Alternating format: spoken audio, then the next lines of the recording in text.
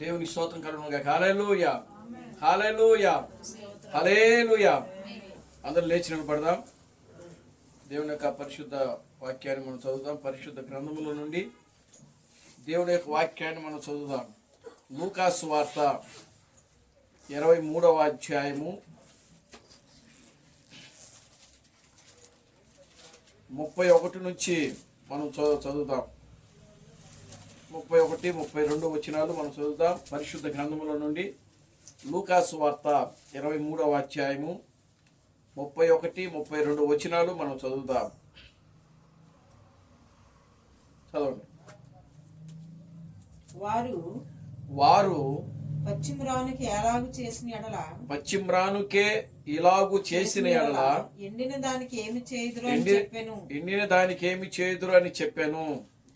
మరి ఇద్దరు ఆయనతో కూడా చంపబడుటకు తేబడరి. వారు నేరము చేసిన వారు. చాలండి, ప్రార్థన చేసుకుందాం. ఓ మమ్మలను మిక్కిలిగా ప్రేమించిన మా మంచి తండ్రి, జీవం గల దేవుడా, జీవాధిపతి, నిన్న నేడు నిరంతరము ఒకటే రీతిగా ఉన్న మా పరమ తండ్రి, నా ప్రభు అయిన బ్రహ్మ క్రీస్తు, నీ పవిత్రమైన పాదాలకు వందనాలు, స్తుతులు, స్తోత్రములు, స్తోత్రములు, స్తోత్రములు, స్తోత్రములు ప్రభువా. నీ స్తుతులు, స్తోత్రములు, స్తోత్రములు ప్రభువా. ఓ నిశ్చయముగా నా తండ్రి, ఇప్పటి వరకు కూడా నాయన ఈ యొక్క ఆరాధన కార్యక్రమం అంతా కూడా ప్రభువా, ఆది నుంచి అంతం వరకు క్రమంగాను మర్యాదగాను ఓ నీ నామం నాకు మహిమకరముగా మీరు జరిగించినందుకై మీకు వందనాలు, స్తుతులు, స్తోత్రములు ప్రభువా. ఓ చదవబడిన వాక్య భాగమును మీరు ఆశీర్వదించండి, దీవించమని మీ సన్నిధిలో ప్రార్థిస్తున్నాను తండ్రి. ఈ వాక్య భాగములోని ప్రభువా మీరు మాతో మాట్లాడమని మీ సన్నిధిలో ప్రార్థిస్తున్నాను తండ్రి. నీ వాక్యములో రాయబడింది ప్రభువా, మనుష్యుడు రొట్టె వలన మాత్రమే జీవించుడు గాని దేవుని నోట నుండి వచ్చు ప్రతి మాట వలన జీవించును అని నీ వాక్యములో రాయబడింది ప్రభువా. నీ వాక్యము నన్ను బ్రతికించుచున్నది, నా బాధలలో అదే నాకు నెమ్మదిని కలిగించుచున్నదని నీ వాక్యములో రాయబడింది ప్రభువా. నీ వాక్యము నా పాదములకు దీపము, నా త్రోవలకు వెలుగునై ఉన్నదని నీ వాక్యములో రాయబడింది ప్రభువా. నిశ్చయముగా నా తండ్రి నాయన, అదిగో నా ప్రభువా, ఈ మధ్యాహ్న సమయంలో చదవబడిన వాక్య భాగమును మీరు ఆశీర్వదించండి, దీవించండి.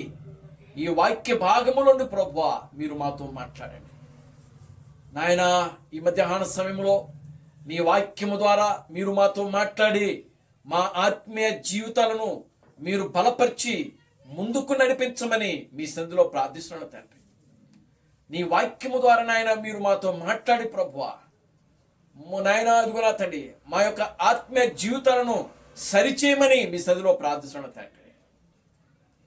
నిశ్చయముగా నాయన నీ వాక్యం ద్వారా మీరు మాతో మాట్లాడి ప్రభువా మాలో ఉన్న ప్రతి బలహీనతలను, ప్రతి రోగములను ఓ నాయన మీరు ముట్టి తాకి స్వస్థపరిచి సంపూర్ణమైన ఆరోగ్యమును, బలమును, శక్తిని దైత్యమును విషయంలో ప్రార్థిస్తున్నాను తండ్రి.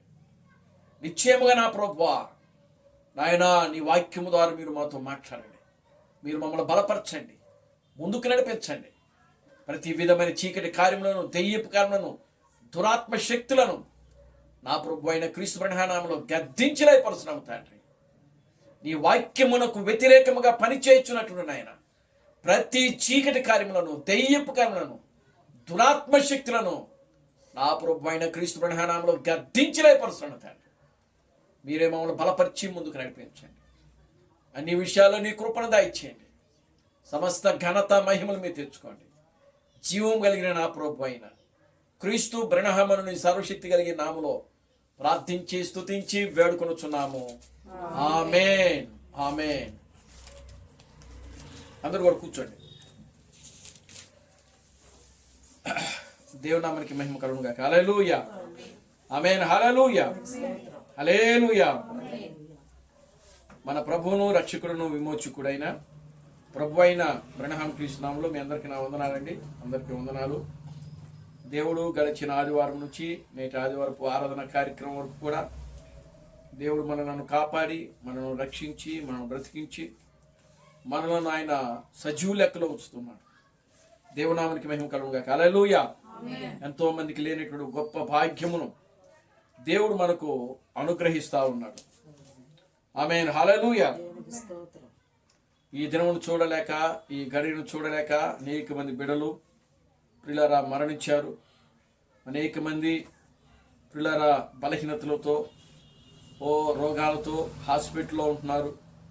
కానీ దేవుడు తన యొక్క ఉచితమైన కృపను బట్టి, ప్రేమను బట్టి దేవుడు మనలను కాపాడి, మనల్ని రక్షించి, మనల్ని బ్రతికిస్తూ మనలను ఆయన సజీవ లెక్కలో ఉంచుతున్నాడు. దేవునామానికి మహిమ కలుగుగా. హల్లెలూయా. Glory to God. హల్లెలూయా. మనము దేవుని స్తుతించడానికి, దేవుని కనపరచడానికి, ఆయన నామమును మహిమపరచడానికి ప్రియులారా ఈ లోకములోనికి దేవుడు మనలను తీసుకొచ్చాడు. దేవునికి స్తోత్రం కలుగుగా. హల్లెలూయా. కనుక దేవుని యొక్క ఉద్దేశము, దేవుని యొక్క ప్రణాళిక, దేవుని యొక్క ఆలోచన ప్రియులారా, మనము ఈ లోకములో నుండి సజీవంగా ఎత్తబడేంత వరకు కూడా మనం ఆయన స్తుతిస్తూ, ఆయన ఘనపరుస్తూ, ఆయన నామమును మహిమపరుస్తూ మన ఆత్మీయ జీవితంలో మనము ముందుకు సాగుతూ ఉండాలి. దేవుని నామానికి మహిమ కలుగుగా. హల్లెలూయా. చూద్దాం ఇక్కడ దేవుని యొక్క పరిశుద్ధ గ్రంథములో లూకా సువార్త 23వ అధ్యాయము 31, 32 వచనాలు మనం చదివాము. ఇక్కడ దేవుని నామానికి మహిమ కలుగుగా. హల్లెలూయా. వారు ప్రత్యమానుకే ఇలాగూ చేసిన ఎడలా ఎండిన దానికేమి చేయుదురో అని చెప్పెను. మరి ఇద్దరు ఆయనతో కూడా చంపబడుటకు తేబడిరి. వారు నేరము చేసిన వారు. దేవునామానికి మహిమ కలుగుగా. హల్లెలూయా. ఈ మధ్యాహ్న సమయంలో మనం ధ్యానం చేయబోయేటువంటి అంశం ఏంటంటే ప్రియులారా గమనించండి. పశ్చిమ్రానుకే ఇలాగూ చేసిన ఎడల ఎండిన దానికి ఇంకేమి చేయుదురో. దేవునామానికి మహిమ కలుగుగా. హల్లెలూయా. పశ్చిమ్రానుకే ఇలాగూ చేసిన ఎడల ఎండిన దానికి ఇంకేమి చేయుదురో. దేవునామానికి మహిమ కలుగుగా. హల్లెలూయా. చూడండి, ఇక్కడ మనకు ఈ యొక్క చదవబడిన ఈ వాక్య భాగములో 2 భాగాలు మనకు కనబడుతూ ఉన్నాయి. దేవునికి స్తోత్రం కలుగుగా. హల్లెలూయా. మొదటి భాగం ఏంటంటే పశ్చిమ్రాను. రెండవ భాగం ఏంటంటే ఎండిన మ్రాను. దేవునామానికి మహిమ కలుగుగా. హల్లెలూయా. మొదటి భాగం ఏంటి? పశ్చిమ్రాను. రెండవది ఎండిన మ్రాను. ఇది యేసుక్రీస్తు పలుకుతున్న మాటలు ఇవి. ఎప్పుడు పలుకుతున్నాడు అని అంటే, యేసుక్రీస్తును ఆ యొక్క ప్రియులారా గమనించండి, యేసును సైనికులు పట్టుకున్నారు. పట్టుకున్న తర్వాత పిలాతు దగ్గరికి తీసుకుని వెళ్ళారు. మనం ఆ యొక్క 23వ అధ్యాయం అంతా కూడా మనం చదివితే ఆ అధ్యాయంలో మనకి ఇక్కడ కనబడతా ఉంటుంది. దేవునామానికి మహిమ కలుగుగా. హల్లెలూయా. పిలాతు దగ్గరికి తీసుకుని వెళ్ళారు. తీసుకుని వెళ్ళిన తర్వాత జన సమూహములందరూ కూడా యేసుక్రీస్తును ప్రియులారా సిలువ వేయండి, సిలువ వేయండి, సిలువ వేయండి అని కేకలు వేస్తా ఉన్నారు. దేవునామానికి మహిమ కలుగుగా. హల్లెలూయా. అంటే ఆ సిలువ వేయబడేటువంటి సమయంలో యేసుక్రీస్తు ఈ మాటలు పలుకుతున్నట్లుగా మనము పరిశుద్ధ గ్రంథంలో చూడగలుగుతా ఉన్నాం. దేవునామానికి మహిమ కలుగుగా. హల్లెలూయా.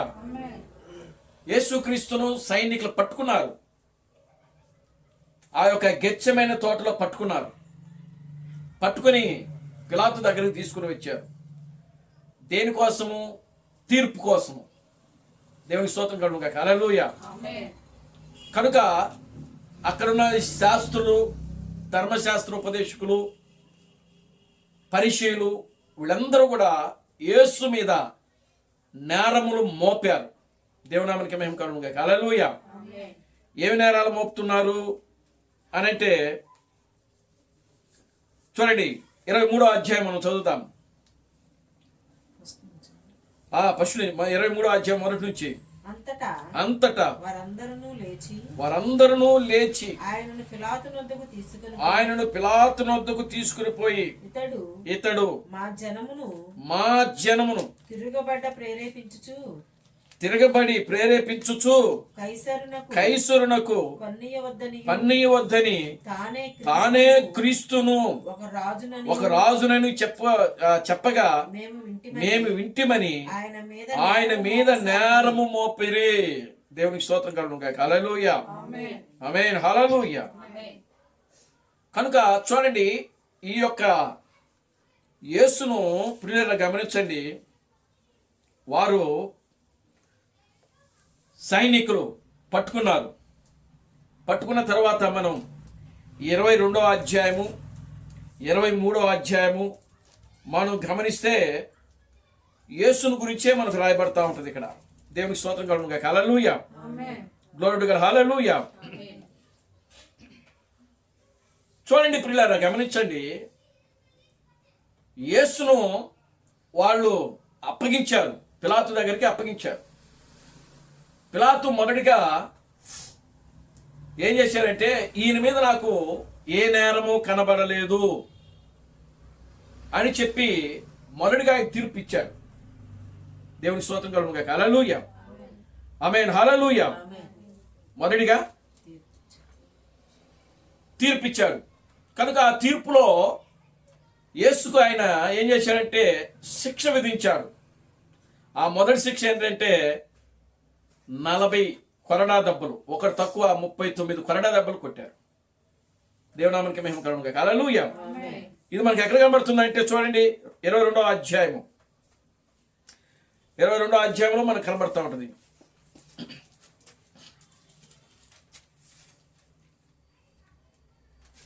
చూడండి, 62వ వచనం.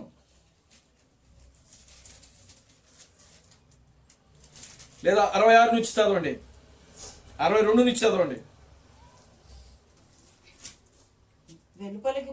వెలుపలకు పోయి సంతాపపడి ఏడ్చెను. యేసుని పట్టుకొనిన మనుషులు ఆయనను అపహసించి కొట్టి ఆయన ముఖము కప్పి నిన్ను కొట్టిన వాడెవడో ప్రవచింపమని ఆయనను అడిగి ఆయనకు విరోధముగా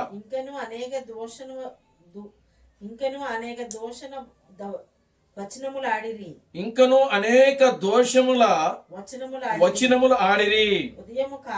ఉదయము కాగానే ప్రజల పెద్దలను ప్రధాన యాజకులను శాస్త్రులను ఆయనను తమ మహాసభలోనికి తీసుకొని పోయి నీవు క్రీస్తువైతే మాతో చెప్పమనిరి.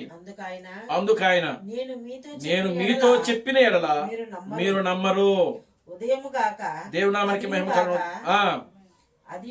అదియు కాక నేను మిమ్మల్ని అడిగిన ఎడల మీరు నాకు ఉత్తరము చెప్పరు.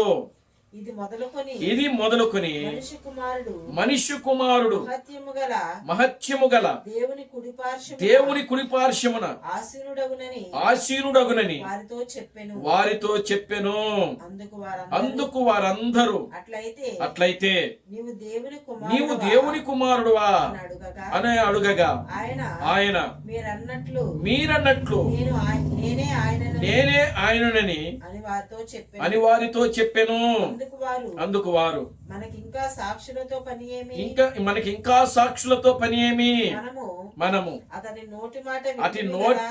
నోటి మాట వింటిమి కదా అని చెప్పిరి. చూసారా? కనుక ప్రియులారా, యేసును పట్టుకున్నారు. ఉదయం తీసుకొని వచ్చి ఆ సభ మహాసభ ఎదుట ఆ యొక్క పిలాతు దగ్గర యేసును నిలబెట్టారు.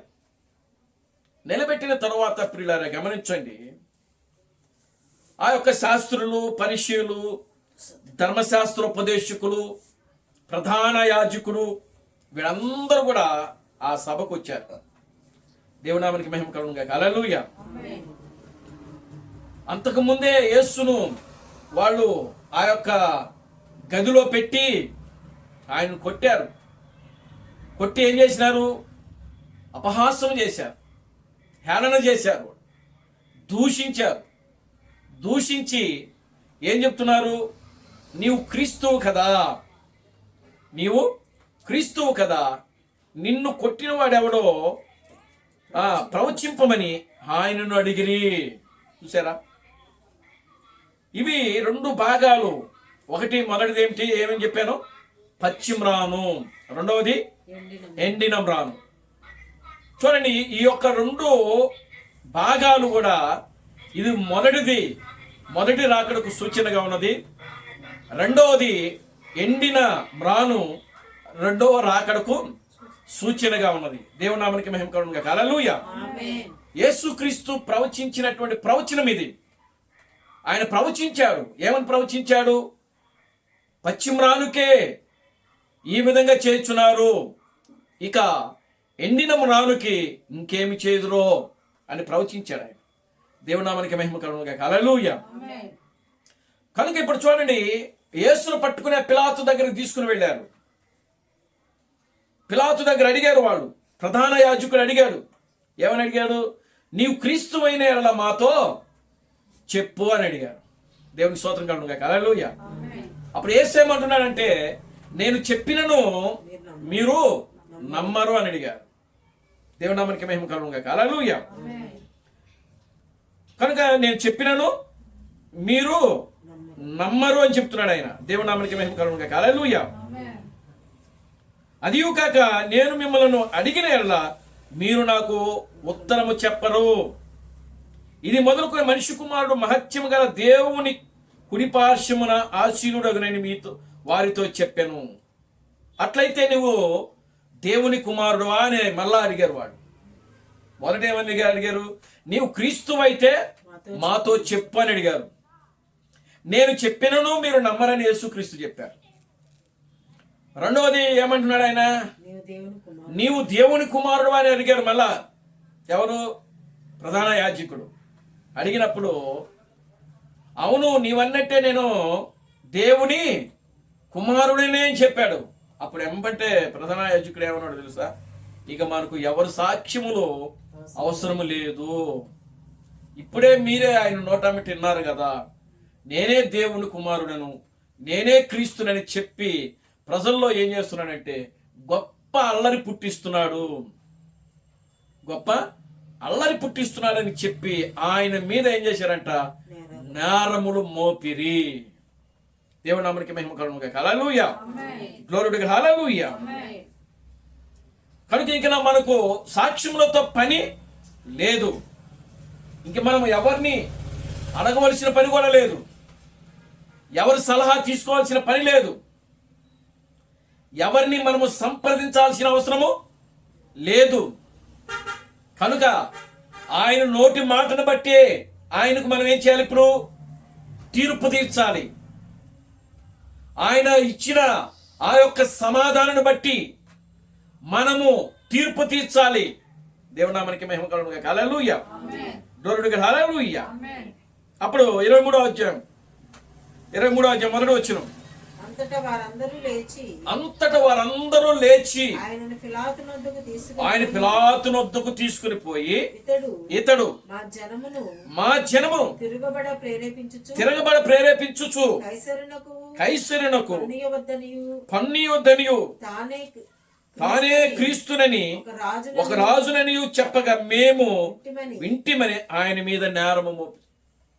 ఇప్పుడు యేసుక్రీస్తు ఒకరోజు పన్నులు కట్టేవాళ్ళు, పన్ను కట్టించుకున్నవాడు యేసుక్రీస్తు దగ్గరికి వెళ్ళి మాకు పన్ను కట్టండి అని అడిగారు. దేవుని నామమునకి మహిమ కలుగును గాక. హల్లెలూయా. అప్పుడు యేసుక్రీస్తు మేము పన్ను కట్టాల్సిన అవసరం లేదని చెప్పి ఆ పన్ను కట్టే వాళ్ళతో అన్నారా? అనలేదు. ఆయన ఏమన్నాడు అనంటే పేతురును పిలిచి, పేతురు నీవే మన కొరకు పన్ను కట్టు అని చెప్పాడు ఆయన. దేవుని నామమునకి మహిమ కలుగును గాక. హల్లెలూయా. మరి పన్ను ఎలా కట్టాలి అని అంటే వాళ్ళ దగ్గర ఆ సమయంలో డబ్బులు లేవు, యేసు దగ్గర లేవు, లేకపోతే ఆ శిష్యుల దగ్గర కూడా లేవు పన్ను కట్టడానికి. అప్పుడు యేసుక్రీస్తు ఏమన్నాడంటే, పేతురు ఇదిగో ఆ సముద్రంలో నువ్వు వలయి అందుట్లో ఒక షకిన పడుద్ది, ఒక ఇదిగో మా చేప పడుద్ది, దాంట్లో ఒక షకిన ఉంటుంది. దాన్ని తీసి నా నిమిత్తము మీ నిమిత్తము ఏం చేయమన్నాడు? పన్ను కట్టమన్నాడు ఆయన. దేవుని నామానికి మహిమ కలుగును గాక. హల్లెలూయా. అప్పుడు ఆయన అంటాడు, కైసరువి కైసరుకును, దేవునివి దేవునికి చెల్లించుడి అని చెప్పాడు ఆయన. అంటే ఖచ్చితంగా యేసు ఈ లోకములో ఆయన పన్ను కట్టాడు. ఆయన భూమి మీద ఉన్నందుకు పన్ను కట్టాడు ఆయన. దేవుని నామానికి మహిమ కలుగును గాక. హల్లెలూయా. కనుక దేవుడు ఎప్పుడు కూడా ప్రియులారా ఆ యొక్క ప్రభుత్వాలకి వ్యతిరేకంగా మాట్లాడలేదు ఆయన. ఆమేన్. హల్లెలూయా. యూదుల యొక్క చట్టాన్ని, యూదుల యొక్క ఆ యొక్క రాజ్యాంగాన్ని ఆయన ప్రియులారా గమనించండి, త్రోసివేయలేదు, దానిని నెరవేర్చాడు యేసు. పన్ను కట్టాడు ఆయన. కనుక ఈ లోకంలో మనము కూడా పన్ను కట్టాల్సిందే. దేవుని నామానికి మహిమ కలుగును గాక. హల్లెలూయా. చూడండి ప్రియులారా గమనించండి, అప్పుడు ఆయన చెప్పాడు, కైసరుకును ఇదిగో దేవునివి దేవునికి చెల్లించండి అని చెప్పాడు ఆయన. దేవుని నామానికి మహిమ కలుగును గాక. హల్లెలూయా. మరి ఇక్కడ యేసు మీద మోపుతున్న నేరం ఏంటి అనంటే, అసలు పన్ను కట్టాల్సిన అవసరము లేదని ప్రధాన యాజకుడు ఇక్కడ నేరం మోపుతున్నాడు. ఈయన చెప్పుగా మేము ఇంటిమే అంటున్నారు. దేవుని నామానికి మహిమ కలుగును గాక. హల్లెలూయా. అంటే అది నేరము. ఆయన మీద కావాలని వాళ్ళు ఏం చేస్తున్నారు? నేరం మోపుతున్నారు. నేరము మోపి ప్రియులారా గమనించండి, యేసుని ఏం చేస్తున్నారంటే శిలువుకి ఏ విధంగానే సరే మరణ శిక్ష ఇతనికి పడేలాగు చేయాలి అని చెప్పి ప్రియులారా వాళ్ళకి ఆలోచన. ఎందుకనంటే వాళ్ళు చేస్తున్న ప్రతి అక్రమ పనులకు యేసు ఎలా ఉన్నాడంటే అడ్డుగా ఉన్నాడు. వాళ్ళు చేస్తున్న అక్రమ పనులకు వారిలో ఏమాత్రం నీతి లేదు, వారిలో యథార్థత లేదు, వారిలో ఏ మంచి లేదు. వాళ్ళు కేవలము అవినీతి పరులుగా ఉంటున్నారు అక్కడ. కనుక వాళ్ళు చేస్తున్న ప్రతి అవినీతి పనులను, ప్రతి అక్రమాలను యేసు ఏం చేస్తున్నాడంటే పిల్లరా వాటిని లేపి చూపిస్తా ఉన్నాడు. దేవుని నామానికి మహిమ కలుగును గాక. హల్లెలూయా. కనుక ఇప్పుడు యేసును వాళ్ళు ఏదో ఒక విధముగా ఆయనను పట్టుకుని ఆయనకు మరణశిక్ష విధించాలి అని చెప్పి ప్రియులారా గమనించండి, వారు పన్నాగం పన్నారు. వాళ్ళు యేసు మీద పన్నాగం పన్నారు. దేవుని నామానికి మహిమ కలుగును గాక. హల్లెలూయా. Glory to God. హల్లెలూయా. కనుకనే ఆ ఉద్దేశంతోనే యేసును పిలాతు దగ్గరికి తీసుకుని వెళ్ళారు. చూడండి, మరలా మనం చదువుదాం. 3వ వచనం పిలాతు, నీవు యూదుల రాజువా అని ఆయనను అడుగగా ఆయన నీవన్నట్లే అని అతనితో చెప్పెను. పిలాతు ప్రధాన యాజకులతోను జన సమూహముతోను ఈ మనుషుని యందు నాకు ఏ నేరము కనబడలేదు. అది కనుక చూడండి, నీవు యూదులకు రాజువా అని యేసుని అడిగారు వాళ్ళు. అడిగినప్పుడు పిలాతుకి సమాధానం ఇచ్చాడు ఆయన, అవును నువ్వు అన్నట్టే నేను యూదులకు రాజుని చెప్పాడు. దేవుని నామానికి మహిమ కలుగును గాక. హల్లెలూయా. చూడండి, ధర్మశాస్త్ర ఉపదేశకులు నువ్వు క్రీస్తు అని అడిగితే సమాధానం చెప్పలేదు ఆయన. చెప్పాడా? నేను చెప్పినా కూడా మీరు నమ్మరని చెప్పాడు ఆయన. దేవుని నామానికి మహిమ కలుగును గాక. హల్లెలూయా. నువ్వు దేవుని కుమారుడువా అని అడిగినప్పుడు అవును నేను దేవుని కుమారుడు అని చెప్పాడు. ఇక్కడ పిలాతు అడుగుతున్నాడు. వాళ్ళు చెప్పిన నేరములన్నీ ఆయన మీద మోపినప్పుడు అప్పుడు పిలాతు కూడా అడిగాడు ఆయన్ను, నువ్వు యూదులకు రాజు అని అడిగాడు. అవును నేను యూదులకు రాజునే, నువ్వు అన్నట్టే అని చెప్పాడు ఆయన. దేవుని నామానికి మహిమ కలుగును గాక. హల్లెలూయా. చూడండి, అప్పుడు వాళ్ళ సంభాషణ విన్నాడు పిలాతు. విని ఈయన మీద నాకు ఏ నేరము కనబడలేదు అని చెప్పాడు. దేవునామానికి మహిమ కలుగును గాక. హల్లెలూయా. యేసులో ఏ నేరం కూడా కనబడలేదు. అంటే ఆయనకు అర్థమైంది, పిలాతుకు అర్థమైంది, వీళ్ళు చేస్తున్నవన్నీ కూడా నేరములే. కావాలని యేసు మీద వీళ్ళు నేరము మోపుతున్నారు అని అర్థమైంది. చూడండి 4వ వచనం చదవండి.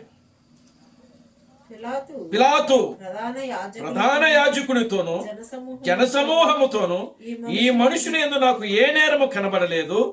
అయితే వారు ఇతడు గలిలయ దేశము మొదలుకొని ఇంతవరకును యూదయ దేశమంతటను ఉపదేశించుచు ప్రజలను రేపుచున్నాడని మరింత పట్టుదలగా చెప్పిరి. చూడండి, గలిలయ మొదలుకొని ఎక్కడ వరకంట? యూదయ దేశమంతడు కూడా ఏం చేస్తున్నాడంట? ఉపదేశించుచున్నాడు అన్నట్టు. ఆయన బోధిస్తూ ఏం చేస్తున్నాడు? ప్రజలను రేపుచున్నాడంట. దేవుని నామానికి మహిమ కలుగును గాక. హల్లెలూయా. 6వ వచనం చదవండి. పిలాతు ఈ మాట విని ఈ మనుషుడు గలిలయుడా అని అడిగి ఆయన హేరోదు అధికారము కింద ఉన్న ప్రదేశపు వాడని తెలుసుకుని హేరోదు నొద్దకు ఆయనను పంపెను. హేరోదు ఆ దినములలో యెరూషలేములో ఉండెను. దేవుని నామానికి మహిమ కలుగును గాక. హల్లెలూయా.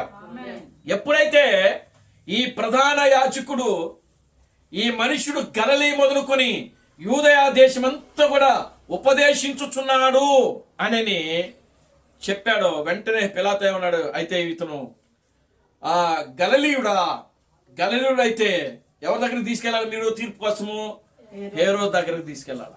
నా దగ్గరికి నేను తీసుకురావడానికి వీలు లేదని చెప్పాడు ఆయన. దేవునామానికి మహిమ కలుగును గాక. హల్లెలూయా. అయితే ఆ సమయంలో హేరోదు ఎక్కడ ఉన్నాడంట? యెరూషలేములో ఉన్నాడంట. దేవునామానికి మహిమ కలుగును గాక. హల్లెలూయా. మనం కింద చదవండి. హేరోదు అప్పుడు మళ్ళీ వెంటనే షిఫ్ట్ చేశారు. పిలాతు దగ్గర నుంచి ఇప్పుడు మళ్ళీ యేసుని ఎక్కడ తీసుకుని వెళ్ళారు? హేరోదు దగ్గరికి తీసుకుని వెళ్ళారు. ఇప్పుడు చదవండి. హేరోదు యేసును చూచి మిక్కిలి సంతోషించెను. ఆయనను గురించి చాలా సంగతులు వినినందున ఆయన ఏదైనను ఒక సూచక క్రియ చేయగా చూడ నిరీక్షించెను. బహుకాలము నుండి ఆయనను చూడగోరెను. ఆయనను చూచినప్పుడు చాలా ప్రశ్నలు వేసినను ఆయన అతనికి ఉత్తరమేమీ ఇవ్వలేదు. చూడండి, ఇప్పుడు పిలాతు దగ్గర నుంచి ఎక్కడికి తీసుకెళ్లారు? యేసుని హేరోదు దగ్గరికి తీసుకెళ్లారు. హేరోదు దగ్గరికి తీసుకుని వెళ్ళిన వెంటనే హేరోదు యేసును చూచి చాలా సంతోషపడ్డారంట. ఎందుకని? యేసును గురించి హేరోదు రాజు విన్నాడు. ఏమని విన్నాడు? ఆయన కుంటోళ్ళకి కాళ్ళు ఇవ్వడం విన్నాడు, గుడ్డోళ్ళకి చూపు ఇవ్వడం విన్నాడు, కుష్ఠరోగులు స్వస్థపరచడము విన్నాడు. చాలా జాగ్రత్తగా వినండి ఇది మీరు. కుష్ఠరోగులు స్వస్థపరచడము ప్రియులారా గమనించండి, విన్నాడు. చచ్చిపోయిన వాళ్ళు కూడా లేపి నడిపిస్తున్నాడని విన్నాడు. అయితే హేరోదు యొక్క మనసులో కూడా ఏముంది? ఆ మాటలను బట్టి మనం ఆలోచన చేస్తే హేరోదు యొక్క మనసులో కూడా యేసును ఎప్పుడు చూద్దామన్న ఒక తపన, ఒక ఆలోచన ఉంది. కానీ రాజు కదా ఆయన. ఎవరు? రాజు అయి ఉండి యేసు దగ్గరికి వెళ్ళాలంటే నామోష అన్నమాట, వెళ్ళలేడు. దేవునామానికి మహిమ కలుగును గాక. హల్లెలూయా. కానీ హేరోదు యొక్క మనసులో యేసును చూచిన వెంటనే చూడండి, అక్కడ ఒక మాట అంటాడు, చదవండి ఆ మాట. హేరోదు యేసును చూచి అది దేవునికి స్తోత్రం కలుగును గాక. హల్లెలూయా. ఏం చేశారంటే హేరోదు రాజు? ఆమేన్. హల్లెలూయా. నిజంగా యేసు మీద ద్వేషము, కోపము, అసూయ ఉంటే ప్రియులారా గమనించండి, హేరోదు రాజు సంతోషిస్తాడా? ఆయన గురించి సమాచారము సమాచారం అంతా కూడా ఎలాంటి సమాచారం విన్నాడు? ఆయన అద్భుతమైన సాక్ష్యం విన్నాడు యేసును గురించి హేరోదు రాజు. ఆమేన్. హల్లెలూయా. ఏమండి, ఎలాంటి సాక్ష్యం విన్నాడు? ఒక అద్భుతమైన సాక్ష్యము. మనిషి జీవితాలను బాగు చేసేటువంటి ఒక అద్భుతమైన సాక్ష్యము, రోగులు స్వస్థపరిచేటువంటి ఒక సాక్ష్యము కలిగి ఉన్నాడు యేసు. ఆమేన్, హల్లెలూయా. అతను చేయడము, యేసు అద్భుతాలు చేయడము, స్వస్థతలు చేయడము, ప్రియులారా, ఒక రాజు చూడాలి అనుకున్నాడు ఆయన. ఆమేన్, హల్లెలూయా. కానీ రాజు కదా, సింహాసనం దిగి ప్రియులారా యేసు దగ్గరికి రాలేకపోయాడు. ఇప్పుడు యేసే పిలాతు దగ్గర, ఆ యొక్క హేరోదు రాజు దగ్గరికి వెళ్ళాడు. హేరోదు రాజు దగ్గరికి వెళ్ళేటప్పటికి హేరోదు రాజుకి ఎలా అనిపించిందంట? సంతోషం కలిగిందంట.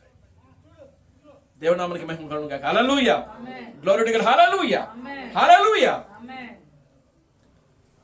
ఎందుకు సంతోషం కలిగిందంటే ఆయన చేసిన అద్భుతాలు, స్వస్థతలు, ఆశ్చర్యకార్యాలు, గొప్ప కార్యాలు, మహత్కార్యాలు గురించి హేరోదు విన్నాడు.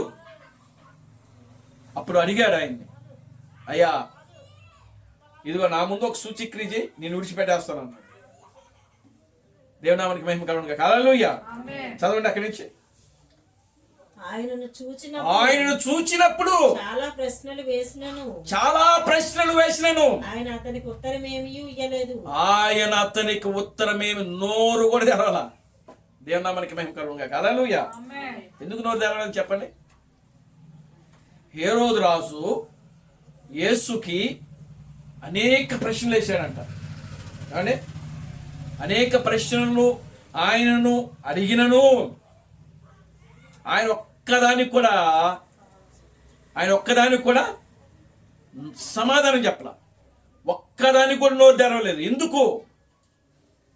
దేవుని నామమునకి మహిమ కలుగును గాక. హల్లెలూయా. ఎందుకు తెరవలేదంటే హేరోదు గురించి దానికంటే ముందు, ఈ యొక్క సందర్భం కంటే ముందు ఒక కార్యం జరిగింది. ఏమిటి ఆ కార్యం అని అంటే ప్రియులారా గమనించండి. ఆ కార్యం ఏంటంటే బాప్టిజం ఇచ్చి యోహాను యొక్క తలను ఈ హేరోదు రాజు ఏం చేశాడంటే శిరచ్ఛేదనం చేపించాడు. దేవుని నామమునకి మహిమ కలుగును గాక. హల్లెలూయా. బాప్టిజం ఇచ్చి యోహాను అంటే హేరోదు రాజుకి భయమున్నా అతని యొక్క పుట్టినరోజు సందర్భంగా ప్రియులారా గమనించండి, ఆ యొక్క హేరోదియా కుమార్తె రాజు ముందు నాట్యమాడుట వలన రాజు అన్నాడు, ఇదిగో నీ నాట్యము ఈరోజు నన్ను సంతోషపరిచింది, నీ నాట్యము నన్ను ఆనందింపజేసింది, నీ నాట్యము నా మనసును ఇదిగో పులకరించేటట్లు చేసింది, కనుక నీకేం కావాలో కోరుకోమన్నాడు ఆయన. అప్పుడు హేరోదయ కూతురు వచ్చి ఏం కోరుకుందండి? నాకు బాప్తిస్మం ఇచ్చే యోహాను తల. కానీ అది ఆమెకు కలిగింది కాదు, కానీ ఆమె యొక్క తల్లి అయినటువంటి హేరోదియా వల్ల ఆమె ప్రేరేపింపబడింది. ఆ యొక్క బాప్తిస్మం ఇచ్చే యోహాను యొక్క తలను ఆమె అడుగుద్ది. దేవునామానికి మహిమ కలుగును గాక. హల్లెలూయా. రాజు కూడా ఆ విషయం అర్థమైంది. ఇది ఈమెకు పుట్టిన తలంపు కాదు, ఈమెకు వచ్చిన ఆలోచన కాదు ఇది.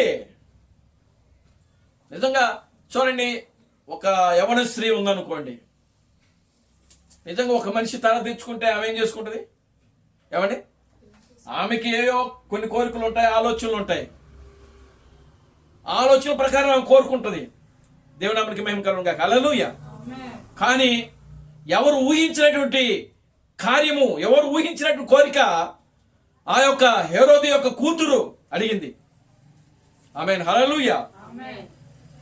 నాకు బాప్తిస్మం ఇచ్చే యోహాను యొక్క తల కావాలనేటప్పటికీ రాజుకి ఒక్కసారిగా ప్రియులారా గమనించండి ఏమైపోయాడంటే కుప్పకూలిపోయాడు అక్కడ. ఎందుకంటే బాప్తిస్మం ఇచ్చే యోహాను అంటే హేరోదు రాజుకి భయం ఉన్నది. అతను ఒక ప్రవక్త అని తెలుసు, అతను దేవుని మనుషుడని తెలుసు, దేవుని భయం ఉంది. అయినను సరే ఇచ్చిన మాటను రాజు మాట తప్పకూడదు కనుక ఆ మాటను ఆయన ఏం చేసినాడంటే నెరవేర్చాడు. దాని విషయంలో యేసేమన్నాడు తెలుసా? మీరు వెళ్ళి ఆ నక్కతో ఇలాగ చెప్పండి అని చెప్తాడు. దేవునామానికి మహిమ కలుగును గాక. హల్లెలూయా. హేరోదు రాజు బాప్తిస్మం ఇచ్చి యోహానును ఆయన రక్షించాలి అనుకుంటే రక్షించగలడు. ఆయనను ఆమె కోరికను మన్నించి తప్పించి, ప్రియులారా గమనించండి, ఆ మరణ శిక్ష నుంచి ఆయన తప్పించగలడు. కానీ ఏం చేశాడనంటే అక్కడ కుయుక్తితో ఏం చేసినాడంటే పన్నాగం పన్ని ప్రియులరా ఆ యొక్క బాప్తిస్మ ఇచ్చే యోహాను యొక్క తలను ఏం చేస్తాడంటే చిరఛేదనం చేపిస్తాడు ఆయన. అందుకనే యేసుక్రీస్తు ఏమన్నాడో తెలుసా? మీరు వెళ్ళి ఆ నక్కతో ఇలాగ చెప్పండి, దేవునామానికి మహిమ కలుగునుగా. హల్లెలూయా. ఎవరితో చెప్పినాడు? రాజుతో. ఏ రాజు ఆయన? ఈ యొక్క హేరోదే. దేవునామానికి మహిమ కలుగునుగా. హల్లెలూయా. అందుకని ఇప్పుడు యేసు హేరోదు ముందుకు తీసుకొని రాబడ్డాడు తీర్పు కోసము. కానీ అనేక ప్రశ్నలు వేసినప్పటికీ ఆయన నోరు విప్పలేదంట. ఎందుకు విప్పలేదో తెలుసా? ఈ నక్కతో నేను మాట్లాడేది ఏంది అని. నిజంగా ఎవరైనా రాజు ముందు నిలబడ్డాడు అనుకోండి, ఎలా ఉంటాడు? భయం ఉంటుంది, చేతులు కట్టుకుంటాడు, భయముతో గడగడ ఉడిగిపోతూ అమ్మో రాజు ఏమండి ఏమంటాడో, ఏం చేస్తాడో, ఏ తీర్పు తీరుస్తాడో అని చేతులు కట్టుకుని గడగడ వణుకుతూ భయముతో ఆందోళనతో మొహమంతా కూడా చెమటలు కార్చుకుంటూ ఆ విధమైనటువంటి భయము, ఆందోళన, కలవరము. ప్రియులారా, యేసులు ఎక్కడ కనబడట్లా. దేవుని నామానికి మహిమ కలుగునుగా. హల్లెలూయా. లోరుడు గారు హల్లెలూయా. యేసులో ఏమాత్రము ఆ భయం కనబడట్లేదు. ఆయన కళ్ళల్లో ఏమాత్రము భయము, వణుకు ఎక్కడ కూడా బెడిసిం అనేది లేదు. ఆయనలో నిలబడ్డాడంతే. ఆయనతో నేను మాట్లాడేదంటే, ఆ నక్కతో నేను మాట్లాడేదంటే అని చెప్పి ప్రియులారా అలా నిలబడిపోయాడు యేసుక్రీస్తు. దేవునామానికి మహిమ కలుగునుగా. హల్లెలూయా. ఆమేన్. హల్లెలూయా. చదవండి, తర్వాత చదవండి. ప్రధాన యాజకులను శాస్త్రులను నిలువబడి ఆయన మీద తీక్షణముగా నేరము మోపిరి. హేరోదు తన సైనికులతో కలిసి ఆయనను తృణీకరించి అపహసించి ఆయనకు ప్రశస్తమైన వస్త్రము తొడిగించి పిలాతు వద్దకు మరలా పంపెను. అది మరలా ఇప్పుడు ఏం చేశాడంటే ఆయన ఒంటి మీద ఉన్నటువంటి వస్త్రాలు తీసేసేసి ఒక ప్రశస్తమైన వస్త్రాలు తగిలించి ఇప్పుడు మరలా తీర్పు కోసం ఏం చేసినాడు? పిలాతు దగ్గరికే పంపించాడు. దేవునామానికి మహిమ కలుగునుగా. హల్లెలూయా. ఎందుకని ఈయనేం మాట్లాడట్లేదు కదా. అక్కడ పిలాతేమో నువ్వు యూదులకు రాజు అని అంటే, అవును నువ్వు అన్నట్టే నేను యూదులకి రాజులని సమాధానం చెప్పాడు అక్కడ పిలాతుతో. కానీ ఇక్కడ హేరోదు రాజు దగ్గరకు వచ్చేటప్పటికి అసలు నోరే మీద పట్ల నోరే తెరవట్లేదు. మళ్ళీ ఇప్పుడు హేరోదు ఏం చేసినాడు? ఈయన నోరే తెరవట్లేదు కనుక నేనేం తీర్పు తీర్చనని చెప్పేసి మరలా ఎక్కడికి పంపించాడంటే పిలాతు దగ్గరకు పంపించాడు. ఆ తర్వాత చదవండి. అంతకు ముందు హేరోదును పిలాతును ఒకరికొకడు శత్రువులై ఉండి. చూశారా? దేవుని నామానికి మహిమ కలుగునుగా. ఇక్కడ కొంచెం సేపు ఆగండి. అప్పటి వరకు కూడా అంటే హేరోదుకి ఈ యొక్క పిలాతుకు ఎలా ఉందంట? శత్రుత్వం ఉందంట. ఈ రాజ్యాల దగ్గర గొడవలు వీళ్ళకి. ఎందుకంటే రాజులు కదా, ఇది నేను ఈ భాగం నాది, ఈ భాగం నాది అని చెప్పి ప్రియులారా గమనించండి. వాళ్ళు ఏం చేస్తున్నారు? గొడవలు ఉన్నాయి వాళ్ళకి శత్రుత్వం ఉంది అక్కడ. తర్వాత చదవండి. ఆ దినమునే ఒకరినొకడు మిత్రులయ్యారంటే ఏ దినమున? యేసును మరలా పిలాతు దగ్గరకు పంపించాడు హేరోదు రాజు. ఆ రోజే నిజంగా చూడండి ప్రియులారా గమనించండి. యథార్థతను, నీతిని, సత్యమును చంపడానికి ప్రియులారా గమనించండి. శత్రువులు అప్పటిదాకా వాళ్ళకి పడవదు.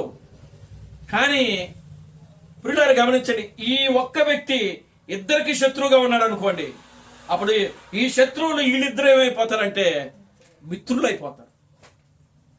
దేవునామానికి మహిమ కలుగునుగా. హల్లెలూయా. యేసు విషయంలో అదే జరిగింది. ఫరో అంటే పిలాతుకు పడదు, పిలాతు అంటే ఫరోకు పడదు. వీళ్ళిద్దరూ కూడా ప్రియులారా బద్ధ శత్రువులు. ఒకరికి అసలు పడదు. అప్పటి వరకు కూడా వాళ్ళ శత్రువులుగానే ఉన్నారు. కానీ అప్పుడే మిత్రులు అయిపోయారంట. చూసారా? దేవునామానికి మహిమ కలుగునుగా. హల్లెలూయా. నిజమేనండి, నిజమే. ఇది చెప్పాలంటే ఇక్కడ చాలా ఇష్టం ఉంది కానీ దేవునామానికి మహిమ కలుగునుగా. హల్లెలూయా. కానీ మీకు కూడా కొంచెం అర్థమవుతుంది ఇక్కడ. దేవునామానికి మహిమ కలుగును గాక. హల్లెలూయా. ప్రియమైన దేవుని బిడ్డలారా, అప్పటి వరకు శత్రువుగా ఉన్నటువంటి వారు కూడా, అప్పటి వరకు కూడా మిత్ర భేదాలు ఉన్నవారు కూడా ఏమండి, ఒక సత్యాన్ని చంపడానికి, సత్యాన్ని దాచిపెట్టడానికి, సత్యాన్ని హతమార్చడానికి ఏమవుతారంటే అక్కడ ఏమైపోతారు వాళ్ళంట?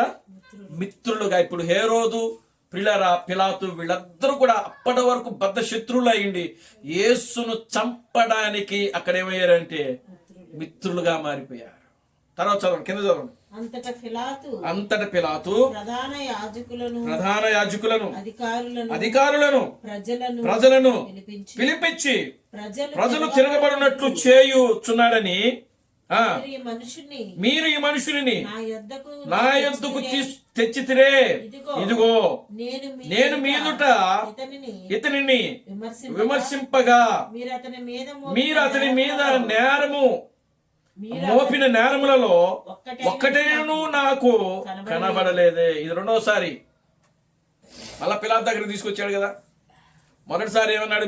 మీరు మోపిన నేరాలు ఒక్కడు కూడా ఇతని దగ్గర ఏది కూడా నాకు కనబడటం లేదని 1 నుంచి 2-3 వచనాల్లో మనకు కనబడతా ఉంటాం. ఇప్పుడు రెండోసారి అంటున్నాడు. మళ్ళా రెండోసారి ఏమంటున్నాడు? మీరు ఏ అభియోగాలైతే ఇతని మీద మోపుతున్నారో, ఏ నేరాలైతే మీరు ఇతని మీద మోపుతున్నారో, ఆ నేరాలు, ఆ అభియోగములు ఏవైతే ఉన్నావో అవి ఏవి కూడా ఇతరులు నాకు దేవునామానికి మహిమ కలుగును గాక. హల్లెలూయా. తర్వాత 15 వచనం. హేరోదు కూడా కనబడలేదు. హేరోదు కూడా కనబడలేదంట. అంటే యేసును చంపడానికి తగినటువంటి నేరము, అభియోగము పిలాతుకు కూడా దొరకలేదు. క్షమించండి, హేరోదు రాజుకు కూడా దొరకలేదంట. దేవునికి స్తోత్రం చెప్పండి. హల్లెలూయా. తర్వాత చదవండి. హేరోదునకు కూడా కనబడలేదు.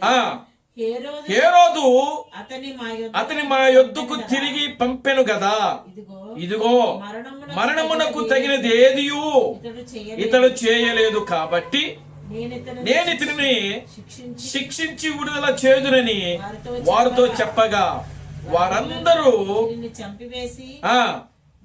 మాకు బరబ్బాను విడుదల చేయమని ఏకగ్రీవముగా కేకలు వేసిరి. వీడి పట్టణములో జరిగించిన యొక్క అల్లరి నిమిత్తము, నరహత్య నిమిత్తము చెరసాలలో వేయబడిన వాడు పిలాతు యేసును విడుదల చేయగోరి వారితో తిరిగి మాట్లాడినను వారు వీరిని సిలువ వేయమని కేకలు వేసిరి. మూడవ మారు అతడు ఎందుకు ఇతడు ఏ దుష్కారము చేసెను, ఇతని యందు మరణమునకు తగిన నేరము నాకు కనబడలేదు గనుక ఇతని శిక్షించి విడుదల చేతులని వారితో చెప్పెను. అయితే వారు ఒకే పట్టుగా పెద్ద కేకలు వేసి వీరిని సిలువ వేయమని అడుగగా వారు కేకలే గెలిచెను. కాగా వారు అడిగినట్లే జరగవలెనని పిలాతు తీర్పు తీర్చి అల్లరి నిమిత్తము నరహత్య నిమిత్తము చెరసాలలో వేయబడిన వానిని వారు అడిగినట్లు వారికి విడుదల చేసి యేసును వారికి ఇష్టము వచ్చినట్లు చేయుటకు అప్పగించెను.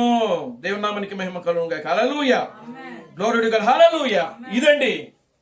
కనుక ఇప్పుడు చూడండి, యేసును పట్టుకున్నారు. మొదటి పిలాతు దగ్గర తీసుకుని వెళ్ళారు. పిలాతు అంటున్నాడు, ఇదిగో ఇతని మీద నాకు ఏ నేరం కనబడలేదు అంటున్నాడు. ఆమేన్. హల్లెలూయా. తర్వాత ఇతను గలిలయవాడా అని చెప్పి హేరోదు రాజుకు పంపించారు.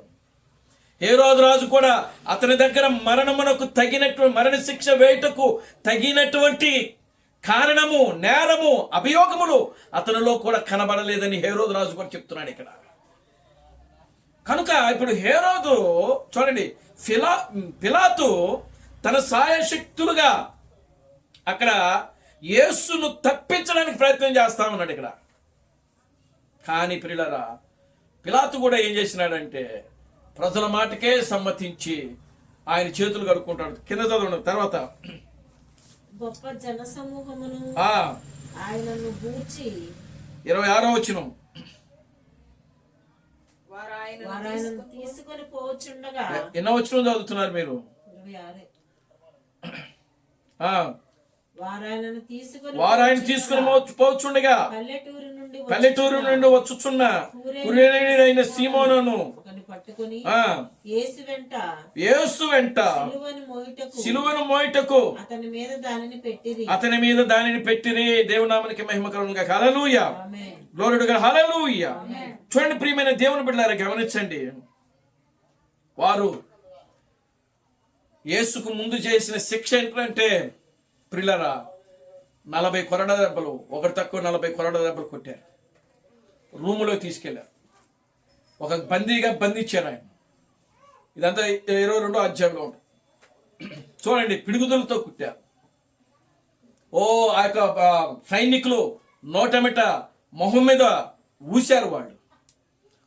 ఆయన తల మీద ఏం పెట్టారు? మొలకిరీటం పెట్టారు. అప్పుడు ఈ తీర్పు అంతా కూడా జరిగింది. దేవుని నామమునకి మహిమ కలుగును గాక. హల్లెలూయా.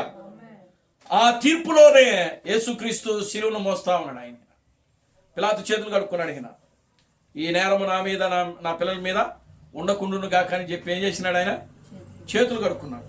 చేతులు కడుక్కొని ఏం చేసినాడంటే ఆ యేసును శిలువకి అప్పగించేశాడు ఆయన. ఇప్పుడు ఆయన ఏం చేసినారు? ప్రజలు ఏం చేసినారు? శిలువను ఆయన మీద పెట్టి మోపిస్తా ఉన్నారు. దేవుని నామమునకి మహిమ కలుగును గాక. హల్లెలూయా. హల్లెలూయా. చూడండి, మనం 20వ వచనం నుంచి చదవండి ఒకసారి, లేదా 22వ వచనం. 3వ మారు అతడు ఎందుకు దుష్కార్యం చేసెను? ఇతని యందు మరణమునకు తగిన నేరం ఏమీ నాకు అగుపడలేదు కనుక ఇతన్ని శిక్షించి విడుదల చేతుమని వారితో చెప్పాను. చాలండి. దేవుని నామమునకి మహిమ కలుగును గాక. హల్లెలూయా. Glory to God. హల్లెలూయా. చూడండి ప్రియులారా, గమనించండి. ఆయన ఎవరు? అసలు యేసు ఎవరు అని అంటే ప్రియులారా, జీవము, నిత్య జీవము కలిగిన వాడు ఆయన. ఆయనలో ఏ పాపము లేనివాడు. ఆయన అన్నాడు కదా, ఏమన్నాడు? నాలో పాపము ఉన్నదని మీలో ఎవరు రుజువు చేయగలరు, నేరారోపణ చేయగలరు? దేవుని నామమునకి మహిమ కలుగును గాక. హల్లెలూయా. కనుక ఇప్పుడు హేరోదు ఆయనను శిక్షించుటకు, ఆయన దగ్గర మరణ శిక్షణకు కారణమైనటువంటి ఒక్క ఆధారము కూడా ఆయన దగ్గర కనబడలేదు. ఇక్కడ పిలాతు ఆయనలో ఏ దోషము లేదని ఒకసారి కాదు, 2 సార్లు కాదు, 3 సార్లు ప్రియులారా వాళ్ళతో ఆయన మాట్లాడుతూ ఉన్నాడు ఆయన. కనుక అక్కడ ప్రజల యొక్క అల్లరి ఎక్కువైంది, శత్రువు యొక్క సైన్యం ఎక్కువైంది యేసుకు. శాస్త్రులు, పరిసయ్యులు, సద్దూకయ్యులు వీళ్ళందరూ కూడా ఏకగ్రీవముగా ఒకే విధముగా అరడం ప్రారంభించారు. యేసును సిలువ వేయండి, యేసును సిలువ వేయండి అని చెప్పి ఆ పట్టణంలో గొప్ప అల్లరి పుట్టింది.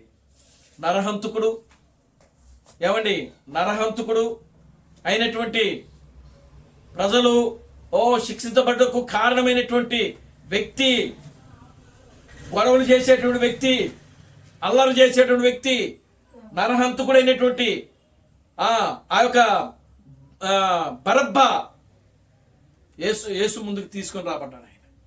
దేవుని నామమునకి మహిమ కలుగును గాక. హల్లెలూయా.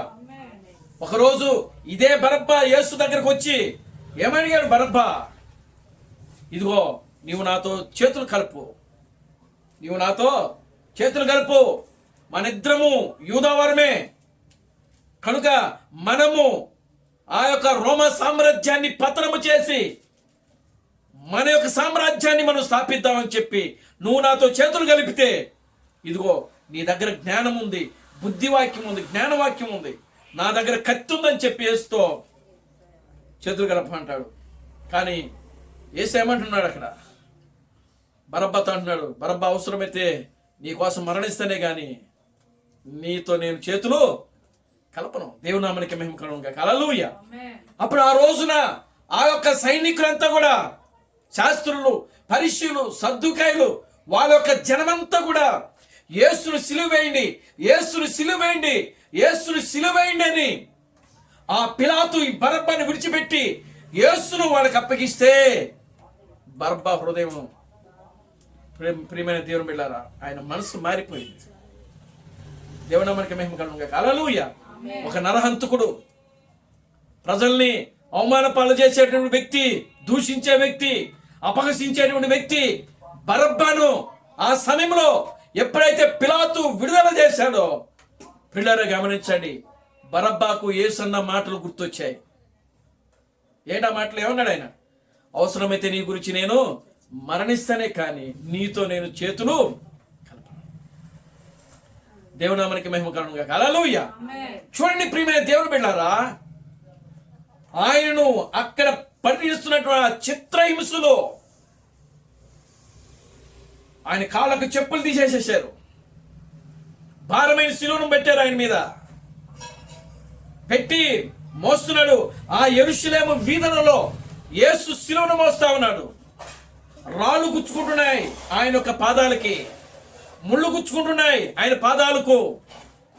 ఆయన శిలువను మోసి మోసి ఆ యెరూషలేము వీధుల్లో మోస్తూ మోస్తూ కొంత దూరం అయినప్పటికీ ఆయన ఆ శిలువను మోయలేక సొమ్మసిల్లిపోయి పడిపోతాడు. ఆయన దేవునామానికి మహిమ కలుగును గాక. హల్లెలూయా. ఆయన పడిపోయినప్పుడు ప్రియులారా, అదిగో ఆ కురేనీడైనటువంటి సీమోను అనేటువంటి వ్యక్తి వచ్చి ఆ శిలువను ఆయన మోస్తున్నాడు. దేవునామానికి మహిమ కలుగును గాక. హల్లెలూయా. కొంత దూరం మోసాడు ఆయన. చూడండి ప్రియులారా, ఈ కురేనీడైన సీమోను నిజమైన వధువుకి సూచనగా ఉన్నాడు ఆయన. దేవునామానికి మహిమ కలుగును గాక. హల్లెలూయా. ఈ కురేనీడైన సీమోను ఎవరు సూచనగా ఉన్నాడు? నిజమైన వధువు. అంటే వధువు ఈ లోకములో జీవించినంత కాలము వాక్యము కోసం ఆమె కూడా ఏం చేయబడాలంటే శ్రమలు అనుభవించాలి, దూషించబడాలి, అవమానపరచబడాలి. దేవునామానికి మహిమ కలుగును గాక. హల్లెలూయా. Glory to God. హల్లెలూయా. చూడండి అప్పుడు చూడండి 27వ వచనం చదవండి. గొప్ప జన సమూహము ఆయనను చూచి రొమ్ము కొట్టుకొనుచు దుఃఖించుచున్న చాలా మంది స్త్రీలను ఆయనను వెంబడించుచుండిరి. యేసు వారి వైపు చూచి, యెరూషలేము కుమార్తెలారా, నా నిమిత్తము ఏడవకుడి, మీ నిమిత్తమును మీ పిల్లల నిమిత్తమును ఏడవడి. దేవునామానికి మహిమ కలుగును గాక. హల్లెలూయా. చూడండి, ఆయన యెరూషలేము, ఆ స్త్రీలందరూ కూడా, ఆ యొక్క యెరూషలేము కుమార్తెలందరూ కూడా ఆయన చూచి ఏం చేస్తున్నారట? ఏడుస్తున్నారట, గుండెలు బాదుకుంటున్నారు, రొమ్ములు కొట్టుకుంటున్నారు. చాలా మంది స్త్రీలు ఆయన వెంబడిస్తా ఉన్నారు. అప్పుడు వాళ్ళని చూసి ఆయన ఏమంటున్నాడు? నన్ను చూసి ఏడవబాకండి మీరు. దేవునామానికి మహిమ కలుగును గాక. హల్లెలూయా. మీకోసం మీ పిల్లల కోసం ఏడవండి. ఆమేన్. హల్లెలూయా. ఎందుకని అని అంటే ప్రియులారా, మీకు ఒక భయంకరమైన శ్రమ రాబోతుంది. మీకు ఒక భయంకరమైన శ్రమ రాబోతుంది. వీళ్ళు ఆ సిలువకు అప్పగించే ముందు వాళ్ళ యొక్క భర్తలు వాళ్ళు ఏమన్నారు అని అంటే, ఇదిగో ఆయన యొక్క నేరము, ఆయన యొక్క రక్తము నా మీద మా పిల్లల మీద ఉండును గాక అని చెప్పి వాళ్ళు ఏం చేసుకున్నారంటే వాళ్ళకై వాళ్ళు శపించుకున్నారు. అక్కడ యెరూషలేములో ఏం జరగబోతుందో యేసు దర్శనము ముందే చూశాడు. ఆయన ఆ తల్లులకి అక్కడ ఏం జరగబోతుందో యేసు చూశాడు. అందుకే ఆ కింద వచ్చిన మళ్ళీ చదవండి, కింద వచ్చిన 29. ఇదిగో గొడ్రాళ్ళను కనని గర్భమును పాలియని స్తనములను ధన్యములై ఉన్నవని చెప్పు దినములు వచ్చు. చూసారా ఎంత మాట అన్నాడు ఇక్కడ యేసుక్రీస్తు? ఏమంటున్నాడండి? కనని గర్భములు, ఇదిగో గొడ్రాళ్ళను కనని గర్భములను పాలియని స్తనములను ధన్యములైనని చెప్పు దినములు వచ్చును. దేవునామానికి మహిమ కలుగును గాక. హల్లెలూయా. ఎందుకనంటే ఆ టైటస్ అనేటువంటి రాజు ఇజ్రాయెల్ దేశాన్ని ముట్టడించినప్పుడు 73లో క్రీస్తు శకము మొదటి శతాబ్దంలో 73లో టైటస్ అనేటువంటి రాజు ఇజ్రాయెల్ దేశాన్ని శపించినప్పుడు ప్రియులారా, ఆ గర్భిణీ స్త్రీలు ఎవరైతే పాలిస్తున్నారో, గర్భిణీ స్త్రీలు ఎవరైతే ఉన్నారో ఆ గర్భిణీ స్త్రీ కలుపు కోసి ప్రియులారా ఆ లోపల ఉన్న పిండాన్ని కూడా చంపినారు. అంత భయంకరమైనటువంటి శ్రమ ఆ యొక్క ఇజ్రాయెల్లో జరిగింది. ఆ పాలిచ్చేటువంటి తల్లులు వాళ్ళ చిత్రవేదన ప్రియులరా చేశారు. వాళ్ళు అంత భయంకరంగా వాళ్ళు ఆ స్త్రీలని వాళ్ళు హింసించారు. అందుకే యేసుప్రభు అన్నాడు, ఆ పాలియకుండా ఉన్న తల్లులే మంచి వాళ్ళు, గర్భం ధరించినటువంటి గొడ్రాలే మంచిది అని ఆయన అంటున్నాడు అక్కడ. అంటే పాలిచ్చే వాళ్ళకి, బిడ్డలు కలిగినటువంటి వారికి ఏ రాబోతుంది? భయంకరమైన శ్రమ. దేవుని నామానికి మహిమ కలుగును గాక. హల్లెలూయా. అప్పుడు ఆయన అంటున్నాడు చూడండి 30వ వచనం, అప్పుడు మా మీద పడునని పర్వతములతోనూ మమ్మను కప్పుడని కొండలతోనూ జనులు చెప్పు సాగుదురు. వారు ప్రత్యమానుకే ఇలాగూ చేసిన ఎడల ఎండిన దానికి ఇంకేమి చేదురు అని చెప్పాను. దేవుని నామానికి మహిమ కలుగును గాక. హల్లెలూయా. కనుక ప్రియులారా, యేసు ఎవరనంటే ఎదెను తోటలో ఆ జీవ వృక్షం ఆయనే. దేవుని నామానికి మహిమ కలుగును గాక. హల్లెలూయా. యేసు ఎవరండి? జీవ వృక్షము. ఆయన అన్నాడు, నేనే మార్గమును సత్యమును జీవమునై ఉన్నాను. ఆయన ఎవరండి? జీవమై ఉన్నాడంట. చూడండి క్రీస్తు బ్రహ్మ దాని గురించి ఆయన ఏం మాట్లాడుతున్నాడో ఇక్కడ ఒక వచనంలో ఉంది. దేవునామానికి మహిమ కలుగును గాక. హల్లెలూయా. Glory to God. హల్లెలూయా. చూడండి ఇక్కడ ఆయన ఏం చెప్తున్నాడంటే నిజమైన ఈస్టర్ ముద్ర అనే సందేశంలో దీని గురించి మాట్లాడుతున్నాడు. అయితే ఓ సోదరుడా, ఆ దినమున అది యేసుక్రీస్తు రక్తముతో చిలకరించబడినప్పుడు దేవుని యొక్క ఆత్మ ముద్రను పైనుండి క్రిందకు చించివేసి మనిషిని వెనుకకు తెచ్చును.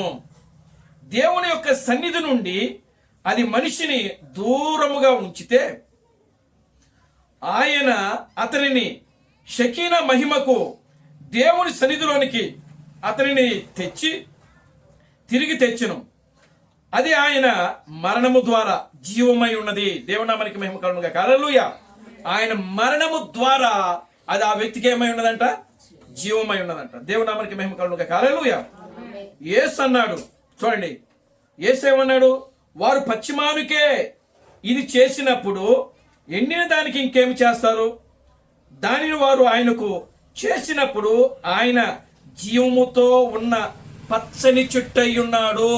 దేవుని నామానికి మహిమ కలుగును గాక. హల్లెలూయా. యేసు ఎవరంటండి? జీవముతో ఉన్న పచ్చని చెట్టు, పచ్చి చెట్టు ఆయన. దేవుని నామానికి మహిమ కలుగును గాక. హల్లెలూయా. యేసు ఎవరంట? ఆయన పచ్చి చెట్టు. అంటే పచ్చి చెట్టు అనే అర్థం ఏంటంటే పాపము లేనివాడు అని అర్థం. పచ్చి చెట్టు అంటే అర్థం ఏంటండి? పాపము లేనివాడు, మరణము లేనివాడు, ఆది అంతము లేనివాడు, అల్ఫా ఓ మేఘా లేనివాడు ఆయన, వంశావళి లేనివాడు ఆయన. అది పచ్చని చెట్టు అంటే అది జీవము కలిగిన చెట్టు అంట ఆయన. దేవునామానికి మహిమ కలుగును గాక. హల్లెలూయా. Glory to God. హల్లెలూయా. చూడండి ఆయన ఏం చెప్తున్నాడు? దానిని వారు ఆయనకు చేసినప్పుడు ఆయన జీవముతో ఉన్న పచ్చని చెట్టు అయి ఉన్నాడు. పాత చచ్చిన జీవము లేని చెట్టు అలాగైతే ఎలా ఉంటుంది చూడండి. ఇప్పుడు దేవుని యొక్క ఉగ్రత కుమ్మరింపబడినప్పుడు దానిని పాత నామకార్థపు చెట్టు దాన్ని ఎలా తట్టుకోగలదు? పచ్చని చెట్టు, అది పచ్చని చెట్టు అయి ఉండిన సహితము నశించినది, దానిని పాతాళమునకు పంపినది. దేవునామానికి మహిమ కలుగును గాక. హల్లెలూయా. పాపపు అవిధేయతను బట్టి దేవుని ఉగ్రత కుమ్మరించబడుతుంది. అంటే యేసులో ఏ పాపము లేదు, ఆయనలో ఏ పాపము లేదు, ఆయనలో ఏ నేరము లేదు. అందుకనే కదా పిలాతు 3 సార్లు ఆయనలో ఏ నేరము కనబడలేదు, ఆయనలో ఏ దోషము లేదు, ఆయనలో ఏ పాపము లేదు. దేవునామానికి మహిమ కలుగును గాక. హల్లెలూయా. ఎందుకనంటే ఆయన వాక్యమై ఉన్న దేవుడు. యేసు ఎవరండి? వాక్యమై ఉన్న దేవుడు. ఆయన పచ్చిమ్రాను, పాపము లేనివాడు. ఆయనలో ఏ దోషము లేనివాడు, ఏ కపటము లేనివాడు. ఆయన నిర్దోషి. దేవునామానికి మహిమ కలుగును గాక. హల్లెలూయా. Glory to God. హల్లెలూయా. ఇప్పుడు ఆ పశ్చిమానికి వీళ్ళు ఏం చేస్తున్నారంటే, ఏం చేస్తున్నారు? దూషిస్తున్నారు, హేళన చేస్తున్నారు, అవమానపరుస్తున్నారు. కొరడాలతో కొడుతున్నారు, ముఖం మీద ఉమ్మేస్తున్నారు. పిల్లరా, తలకు ముళ్ళకిరీటం పెట్టారు, చేతుల్లో మేకులు కొట్టారు, కాళ్ళలో మేకులు కొట్టారు, ప్రక్కలో బల్లెపు పొడిచారు. ఏమండి, ఆయన కొట్టనటువంటి స్థలము, భాగాలు ఏవి కూడా లేవు. అవమానం, అపహసించారు. నువ్వు క్రీస్తువు అయితే నిన్ను కొట్టిన వాడు ఎవడో ప్రవచించు. నువ్వు క్రీస్తువు కదా, నువ్వు దేవుని కుమారుడు కదా. దేవుని నామానికి మహిమ కలుగును గాక. హల్లెలూయా. Glory to God. హల్లెలూయా. నువ్వు ప్రవచించు అని చెప్పి ఆయన గురించి హేళన, దూషిస్తాను. పశ్చిమ్రానుకి వాడు ఏం చేస్తున్నారంటే అక్కడ అవమానం చేస్తున్నారు, దేవునిని అవమానించుట. ఇప్పుడు చూడండి, 2వ భాగం. దేవునామానికి మహిమ కలుగును గాక. హల్లెలూయా. ఇప్పుడు యేసు ఏమై ఉన్నాడండి? పశ్చిమ్రాను. దేవునామానికి మహిమ కలుగును గాక. హల్లెలూయా. ఇది చెప్పడానికి గంట అయిపోయింది ఇక్కడ. ఆమేన్. హల్లెలూయా. చూడండి ప్రియులారా, గమనించండి. ఇప్పుడు యేసు ఏమై ఉన్నాడు? పశ్చిమ్రాను. ఎందుకంటే ఆయన జీవము కలిగినటువంటి పచ్చ చెట్టు అయి ఉన్నాడు. Glory to God. హల్లెలూయా. పచ్చని చెట్టు ఆయన, ఏదెన్లో ఉన్నటువంటి చెట్టు ఆయన, జీవవృక్షం ఆయనే, జీవవృక్ష ఫలములు ఆయనే. యోహాను సువార్త 15వ అధ్యాయంలో ఉన్నటువంటి ఆ ద్రాక్ష చెట్టు ఆయనే. Glory to God. హల్లెలూయా. ఆ ద్రాక్ష చెట్టు ఆయనే, జీవవృక్షం ఆయనే, ఆయనే వాక్యమై ఉన్నాడు. ఆమేన్. హల్లెలూయా. ఇప్పుడు మరలా ఆయన ఏమంటున్నాడంటే, ఎండిన మ్రానుకి ఇంకేం చేయదురో. దేవునికి స్తోత్రం కలుగును గాక. హల్లెలూయా. ఇప్పుడు ఎండిన మ్రాను ఎవరు అని అంటే ప్రియులారా, 2వ రాకడలో వచ్చే దేవుడు. 2వ రాకడలో వచ్చే దేవుడు ఆయన. కనుక ఇప్పుడు ఆయన ఎండిన మ్రానుగా వస్తున్నాడు మరలా. ఆమేన్. హల్లెలూయా. అంటే చూడండి, ఇక్కడ ఒక ఎండిన మ్రాను ఉంది. ఎండిన మ్రాను అంటే ప్రియులారా, అందులో జీవం ఉంది, కానీ అది ఎలా ఉంది అంట? పైకి చూస్తే ఎండిపోయింది. దేవునామానికి మహిమ కలుగును గాక. హల్లెలూయా. Glory to God. హల్లెలూయా. కనుక ఇప్పుడు చూడండి, వాక్యం ఏం చెప్తుందంటే, మీరు మీ పాపముల చేతను అపరాధముల చేతను మీరేమై ఉన్నారంటే చచ్చిన వారై ఉన్నారు. దేవునామానికి మహిమ కలుగును గాక. హల్లెలూయా. మీరు మీ పాపముల చేతను అపరాధముల చేతను ఏమై ఉన్నారంట? ఎలా ఉన్నారు? మీరు చచ్చిన వారితో ఉన్నారంట. దేవునామానికి మహిమ కలుగును గాక. హల్లెలూయా. కనుక ఇప్పుడు చూడండి, మన అపరాధముల నిమిత్తమై, మన పాపముల నిమిత్తమై, మన దోషముల నిమిత్తమై ప్రియులారా, యేసు ఇప్పుడు ఏమైపోయాడు? నలుగుగొట్టబడ్డాడు. యేసు దూషించబడ్డాడు, యేసు అవమానపరచబడ్డాడు. దేవునామానికి మహిమ కలుగును గాక. హల్లెలూయా. Glory to God. హల్లెలూయా. కనుక ఇప్పుడు చూడండి, మనము ఏమై ఉన్నామంటే ఎండిన మ్రానులో ఉన్నాం మనం. దేవునామానికి మహిమ కలుగును గాక. హల్లెలూయా. కనుక ఈ ఎండిన మ్రానులో జ్యేష్ఠుడు, ప్రథమ ఫలము ఎవరు అంటే ప్రభు అయిన క్రీస్తు బ్రహ్మము. ఆమేన్. హల్లెలూయా. చూడండి, ఇప్పుడు పశ్చిమానుకు వాళ్ళు చేసినప్పుడు, పశ్చిమానులో వాళ్ళు ఏ నేరం కనబడలేదని పిలాతు సాక్ష్యం ఇచ్చాడు, హేరోదు కూడా సాక్ష్యం ఇచ్చాడు. ఆయనను సరే ఆయన మీద నేరాలు మోపారు. దేవునామానికి మహిమ కలుగును గాక. హల్లెలూయా. ఇప్పుడు చూడండి, పశ్చిమ్రాను, ఎండిన మ్రాను ఈ భూమి మీదకి వచ్చినప్పుడు, ఈ ఎండిన మ్రాను ఎక్కడి నుంచి వస్తుంది అని అంటే సంఘములో నుంచి వస్తుంది. ఆమేన్. హల్లెలూయా. ఎక్కడి నుంచి వస్తుందండి? సంఘములో నుంచి వస్తుంది. ఎందుకంటే దేవుడు సంఘములో ఆయన ఆ యొక్క సహోదరులలో అనేక సహోదరులలో ఆయన ఏం చేసినాడంటే ఒకరిని జ్యేష్ఠుడుగా తీసుకున్నాడంట. దేవుని నామానికి మహిమ కలుగును గాక. హల్లెలూయా. ఆయన ఎండిన మ్రాను, ఆ ఎండిన మ్రానులో దేవుడు ఏముంచాడంటే ఆ యొక్క వాక్యము జీవము ఆయనలో పెట్టాడు. దేవుని నామానికి మహిమ కలుగును గాక. హల్లెలూయా. ఇప్పుడు చూడండి, యేసు యెరూషలేము యొక్క వీధుల్లో తిరిగి ఉపదేశించాడు, రోగులు స్వస్థపరిచాడు, ఎన్నో అద్భుతాలు చేశాడు. ఆయన ఎవరిని కూడా ఒక్క మాట కూడా అనలేదు ఆయన. కానీ వాక్యమునకు వ్యతిరేకంగా చేస్తున్నప్పుడు యేసు వారిని గద్దించాడు. దేవునామానికి మహిమ కలుగును గాక. హల్లెలూయా. ఏమన్నాడు? ఆ శాస్త్రుల పరిశీలన ఒక సందర్భంలో వచ్చి ఏమంటున్నాడంటే, మీరు మీ పాత్రలను పైనే కడుగుదురు కానీ లోపల కడగరు అని చెప్పాడు. అంటే వాక్యమునకు వ్యతిరేకంగా చేస్తున్నప్పుడు యేసు వారిని ఏం చేస్తున్నాడంటే గద్దిస్తా వచ్చాడు. ఎవరిని విడిచిపెట్టలేదు ఆయన. దేవునామానికి మహిమ కలుగును గాక. హల్లెలూయా. ఇదిగో మీరు సున్నం కొట్టిన సమాధుల వలె ఉన్నారని చెప్పాడు ఆయన వారిని. ఇంకా ప్రియులారా, ఆయా సందర్భాలను బట్టి నా తండ్రి యొక్క ఇల్లును మీరు దొంగల గృహగా వ్యాపార నిలముగా చేస్తారని చెప్పి ఆ రోజున ఆ యొక్క యెరూషలేము దేవాలయం ముందు వాళ్ళు వ్యాపారాలు చేస్తుంటే వాళ్ళ దగ్గరికి వెళ్ళి ఆయన ఆ మాట అన్నాడు. దేవునామానికి మహిమ కలుగును గాక. హల్లెలూయా. కనుక చూడండి, ఎక్కడైతే వాక్యమునకు వ్యతిరేకముగా ఆ వాక్యమునకు వ్యతిరేకముగా ఉన్న సమయంలో సందర్భాల్లో యేసు ఖచ్చితంగా వాటిని ఏం చేసినాడంటే ఆయన వ్యతిరేకించాడు. ఆయన దేవునామానికి మహిమ కలుగును గాక. హల్లెలూయా. Glory to God. హల్లెలూయా.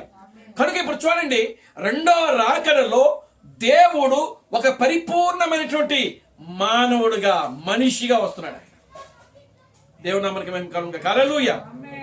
అంటే పరిపూర్ణంగా ఒక సంపూర్ణమైన మానవుడుగా ఎండిన ఆ చెట్టులాగా వస్తున్నాడు ఆయన. దేవునామానికి మహిమ కలుగును గాక. హల్లెలూయా. మరి ఎండిన చెట్టుకి ప్రియులారా ఫలాలు ఉంటాయా? ఉండవు కదా. దేవునామానికి మహిమ కలుగును గాక. హల్లెలూయా.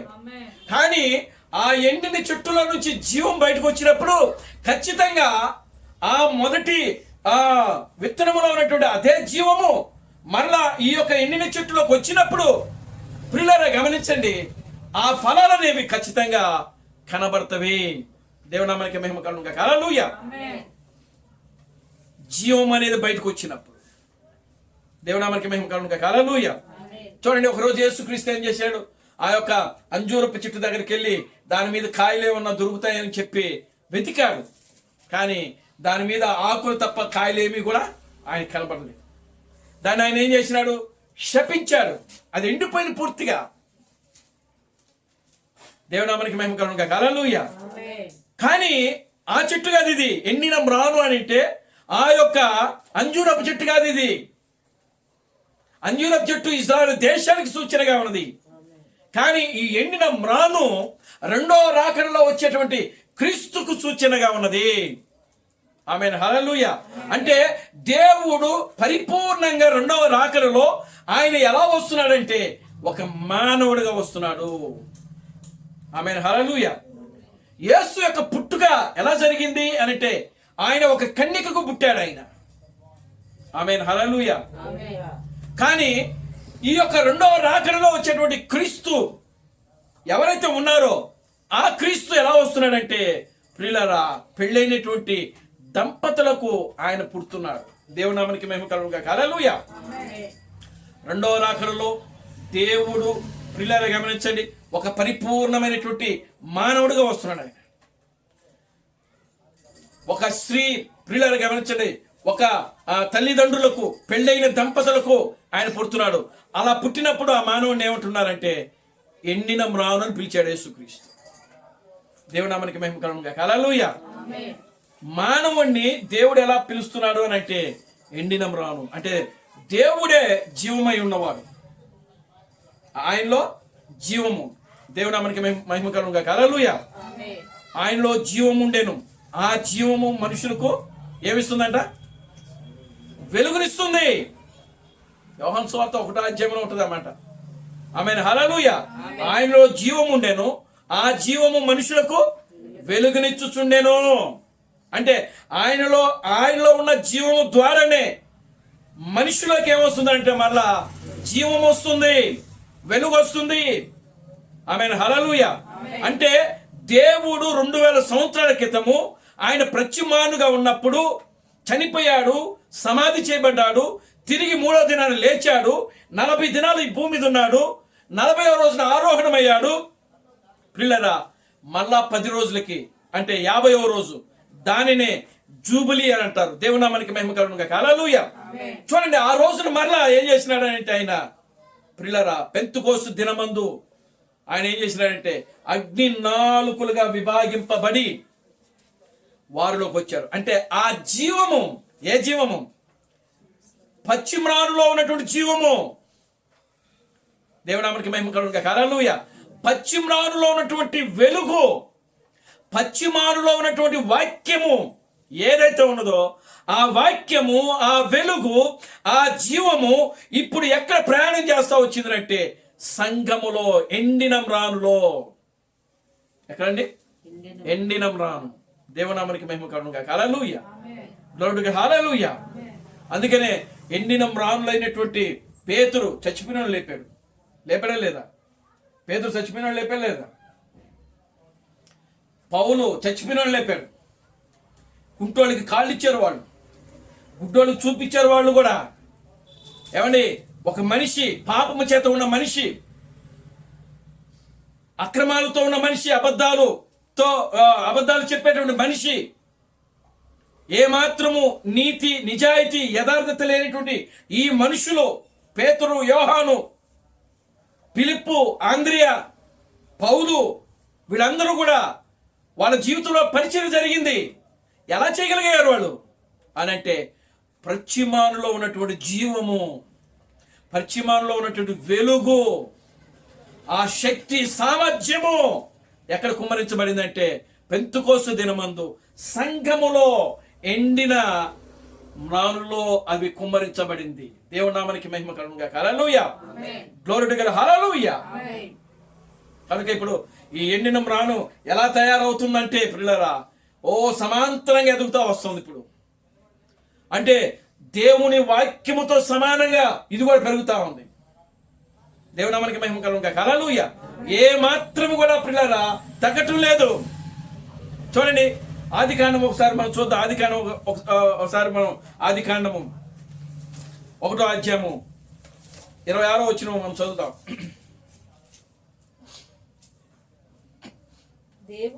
దేవుడు మన స్వరూపమందు మన పోలిక చొప్పున నరులను చేయుదము.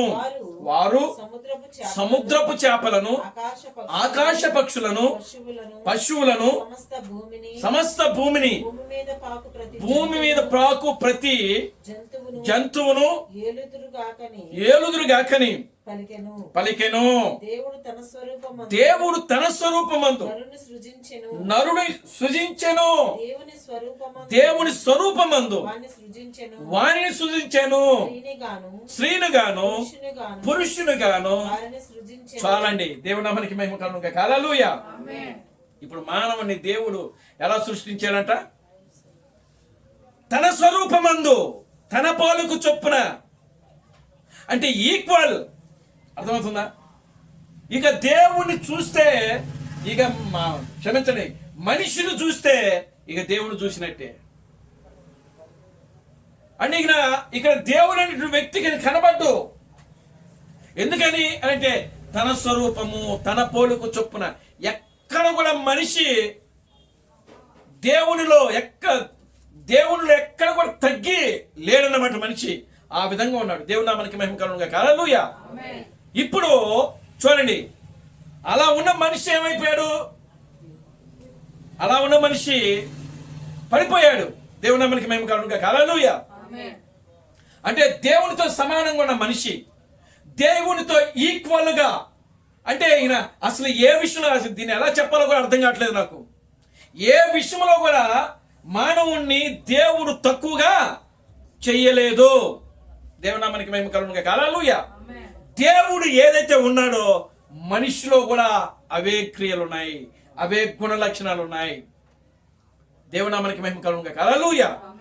కానీ మానవుడు ఏమైపోయాడంటే ఇక్కడ పతనమైపోయాడు, పడిపోయాడు. కాబట్టి మరలా తిరిగి ఈ ఏదైనా తోటలో దేవుడు ఏ పోలికతో దేవుడు సృష్టించాడో తన స్వరూపముతో తన పోలిక చొప్పున వాళ్ళు ఏ విధంగా అయితే ఉన్నారో మరలా తిరిగి ఆ విధంగా మానవుడు రావాలి. దేవుని నామానికి మహిమ కలుగును గాక. హల్లెలూయా. అలా వచ్చిన వ్యక్తే మొట్టమొదటిగా ప్రభువైన క్రీస్తు బ్రహ్మము. ఈ యొక్క 6000 చరిత్రలో దేవుని నామానికి మహిమ కలుగును గాక. హల్లెలూయా. ఆయనే నిజమైనటువంటి ఎండిన మ్రాను. దేవుని నామానికి మహిమ కలుగును గాక. హల్లెలూయా. ఇప్పుడు చూడండి, ఆయన ఏమన్నాడు? పశ్చిమానికే మీరు ఈ విధంగా చేస్తున్నారే, ఇంక ఎండిన మ్రానుకి ఇంకేం చేదురు అన్నాడు ఆయన. నిజంగా ప్రియులారా గమనించండి, ఈ లోకములో ప్రభు అయిన క్రీస్తు బ్రహ్మము ఇదిగో 7 సార్లు ఆయన ప్రపంచాన్ని తిరిగాడు. ఆయన ప్రపంచాన్ని తిరిగాడు. యేసు క్రీస్తు యొక్క పరిచర్యను ఏదైతే ఉన్నదో ఆ పరిచర్య కంటే కూడా యోహాను సువార్త 14వ అధ్యాయము 12వ వచనములో ఏ లేఖనమైతే రాయబడిందో, నా యందు విశ్వాసము ఉంచువాడు నేను చేయి క్రియలు చేయుదురు, వాటికంటే గొప్పవి అతడు చేయనని దేవుడు ఈ యొక్క యేసుక్రీస్తు ఎక్కడైతే ఈ ప్రవచన వాక్యం పలికాడో ఆ ప్రవచన వాక్యము ప్రియులారా క్రీస్తు బ్రహ్మములో అది జరుగుతా ఉన్నది. దేవుని నామానికి మహిమ కలుగును గాక. హల్లెలూయా. ఎండిన మ్రాను ఆయన. ఆమేన్. హల్లెలూయా. ఒక పరిపూర్ణమైన మానవుడు, ఒక పరిపూర్ణమైన మనిషి. కనుక ఆ మనిషికి ఇప్పుడు ప్రియులారా పచ్చి మ్రానుకే వారు ఈ విధంగా చేసినప్పుడు ఇంకా ఎండిన మ్రానుకు ఇంకేం చేదురో అంటే యేసు ఏ శ్రమలైతే పొందాడో, ఏమండి, యేసు ఏ అవమానాలు అయితే పొందాడో, యేసును వాళ్ళు ఏ విధంగా అయితే దూషించారో, యేసును వాళ్ళు ఏ విధంగా అయితే అవమానించారో, హేళన చేశారో, ప్రియులారా ప్రభు అయిన క్రీస్తు బ్రహ్మను కూడా ఈ రోజున ఇప్పటికి కూడా ఆయన ఏం చేస్తున్నారంటే హేళన చేస్తూనే ఉన్నారు. ఆయన దేవుని నామానికి మహిమ కలుగును గాక. హల్లెలూయా. Glory to God. హల్లెలూయా. ఆ పశ్చిమాలను వాళ్ళు ఏం చేశారు? చంపారు నింద వేసి. కానీ ఎండిన మ్రాను కూడా ఏం చేసినారంటే ప్రియులారా చంపారు. దేవుని నామానికి మహిమ కలుగును గాక. హల్లెలూయా. Glory to God. హల్లెలూయా. ఆ శాస్త్రులు, పరిసయ్యులు, సద్దుకయ్యులు యేసు మీద నేరాలు మోపి ఆయనను చంపారు. వాళ్ళు బద్ధ శత్రువులుగా ఉన్నటువంటి ఆ యొక్క ప్రియమైన దేవుని బిడ్డలారా గమనించండి. హేరోదు, ఆ పిలాతు అప్పటి వరకు బద్ధ శత్రువులే. కానీ యేసును చంపడానికి వాళ్ళు అక్కడే వాళ్ళు ఒక మిత్రులుగా మారిపోయారంట. జీవం కలిగిన క్రీస్తు బ్రహ్మమును ప్రియులారా వాళ్ళు చంపడానికి అప్పటి వరకు బద్ధ శత్రువులుగా ఉన్న డినామినేషన్లన్నీ కూడా ఏకమైపోయినాయి. దేవునామానికి మహిమ కలుగును గాక. హల్లెలూయా. అప్పటి వరకు కూడా ఒక డినామినేషన్ అంటే ఇంకో డినామినేషన్కి పడదు. దేవునామానికి మహిమ కలుగును గాక. హల్లెలూయా. శాస్త్రులకి పరిశీలకు పడదు. శాస్త్రులేమో పునరుద్ధానం ఉందంటారు, పరిశీలేమో పునరుద్ధానం లేదంటారు. వీళ్ళకి పడదు. ఒకటిదేమో ఒక సిద్ధాంతం, ఇంకోటిదేమో ఇంకో సిద్ధాంతం. వీళ్ళ సిద్ధాంతాల ప్రకారంగా ఒకరికొకరికి అస్సలు పడదు. కానీ యేసును చంపే దగ్గర మాత్రం ఈ శాస్త్రులు, పరిశీలు, సద్దుకాయలు అందరూ కూడా ఏమైపోయారు? ఒక్కటైపోయారు. అర్థమవుతుందా? దేవునామానికి మహిమ కలుగును గాక. హల్లెలూయా. చూడండి, ఆ రోజున ఆ డిసెంబర్ 24వ తారీఖున రాత్రి ఏం జరుగుతుంది అని అంటే ప్రియమైన దేవుని బిడ్డలారా, అంతకు ముందు ఒక 7 రోజుల ముందు ఆయనకి యాక్సిడెంట్ జరిగింది. యాక్సిడెంట్ ఎలా జరిగింది? దేవునామానికి మహిమ కలుగును గాక. హల్లెలూయా. విలియం మేరన్ బ్రహ్మం గారు ఏమన్నా రాంగ్ రూట్లో వెళ్ళాడా? లేదు. కానీ ఆయన గుద్దినటువంటి కారే రాంగ్ రూట్లో వచ్చి ఆయన ఎదురుగా వచ్చి ప్రియులారా గుద్దింది. 19 సంవత్సరముల యువకుడు ప్రియులారా ఆ కారుని యాక్సిడెంట్ చేశాడు. దేవునామానికి మహిమ కలుగును గాక. హల్లెలూయా. ఆయన ప్రవచించాడు ముందే. క్రీస్తు బ్రహ్మము ప్రవచించారు. ఇదిగో ఒక కారులో వచ్చి ఒక యువకుడు ఒక కారు తోలుకుంటూ వచ్చి నన్ను చంపబోతున్నాడు, యాక్సిడెంట్ చేయబోతున్నాడు, నేను చనిపోతాను అని చెప్పి ప్రవచించాడు ఆయన. ఎండిన మ్రాను. దేవునామానికి మహిమ కలుగును గాక. హల్లెలూయా. Glory to God. హల్లెలూయా. చూడండి ప్రియమైన దేవుని బిడ్డలారా, ఓ పచ్చి మ్రానుకే వాళ్ళు ఆ విధంగా చేస్తా ఉన్నారు. కానీ ఎండిన మ్రానుకి ప్రియులారా ఇంకేమి చేదురో, ఇంకేమి చేయదు. ఎన్ని అవమానాలు క్రీస్తు బిడ్డను.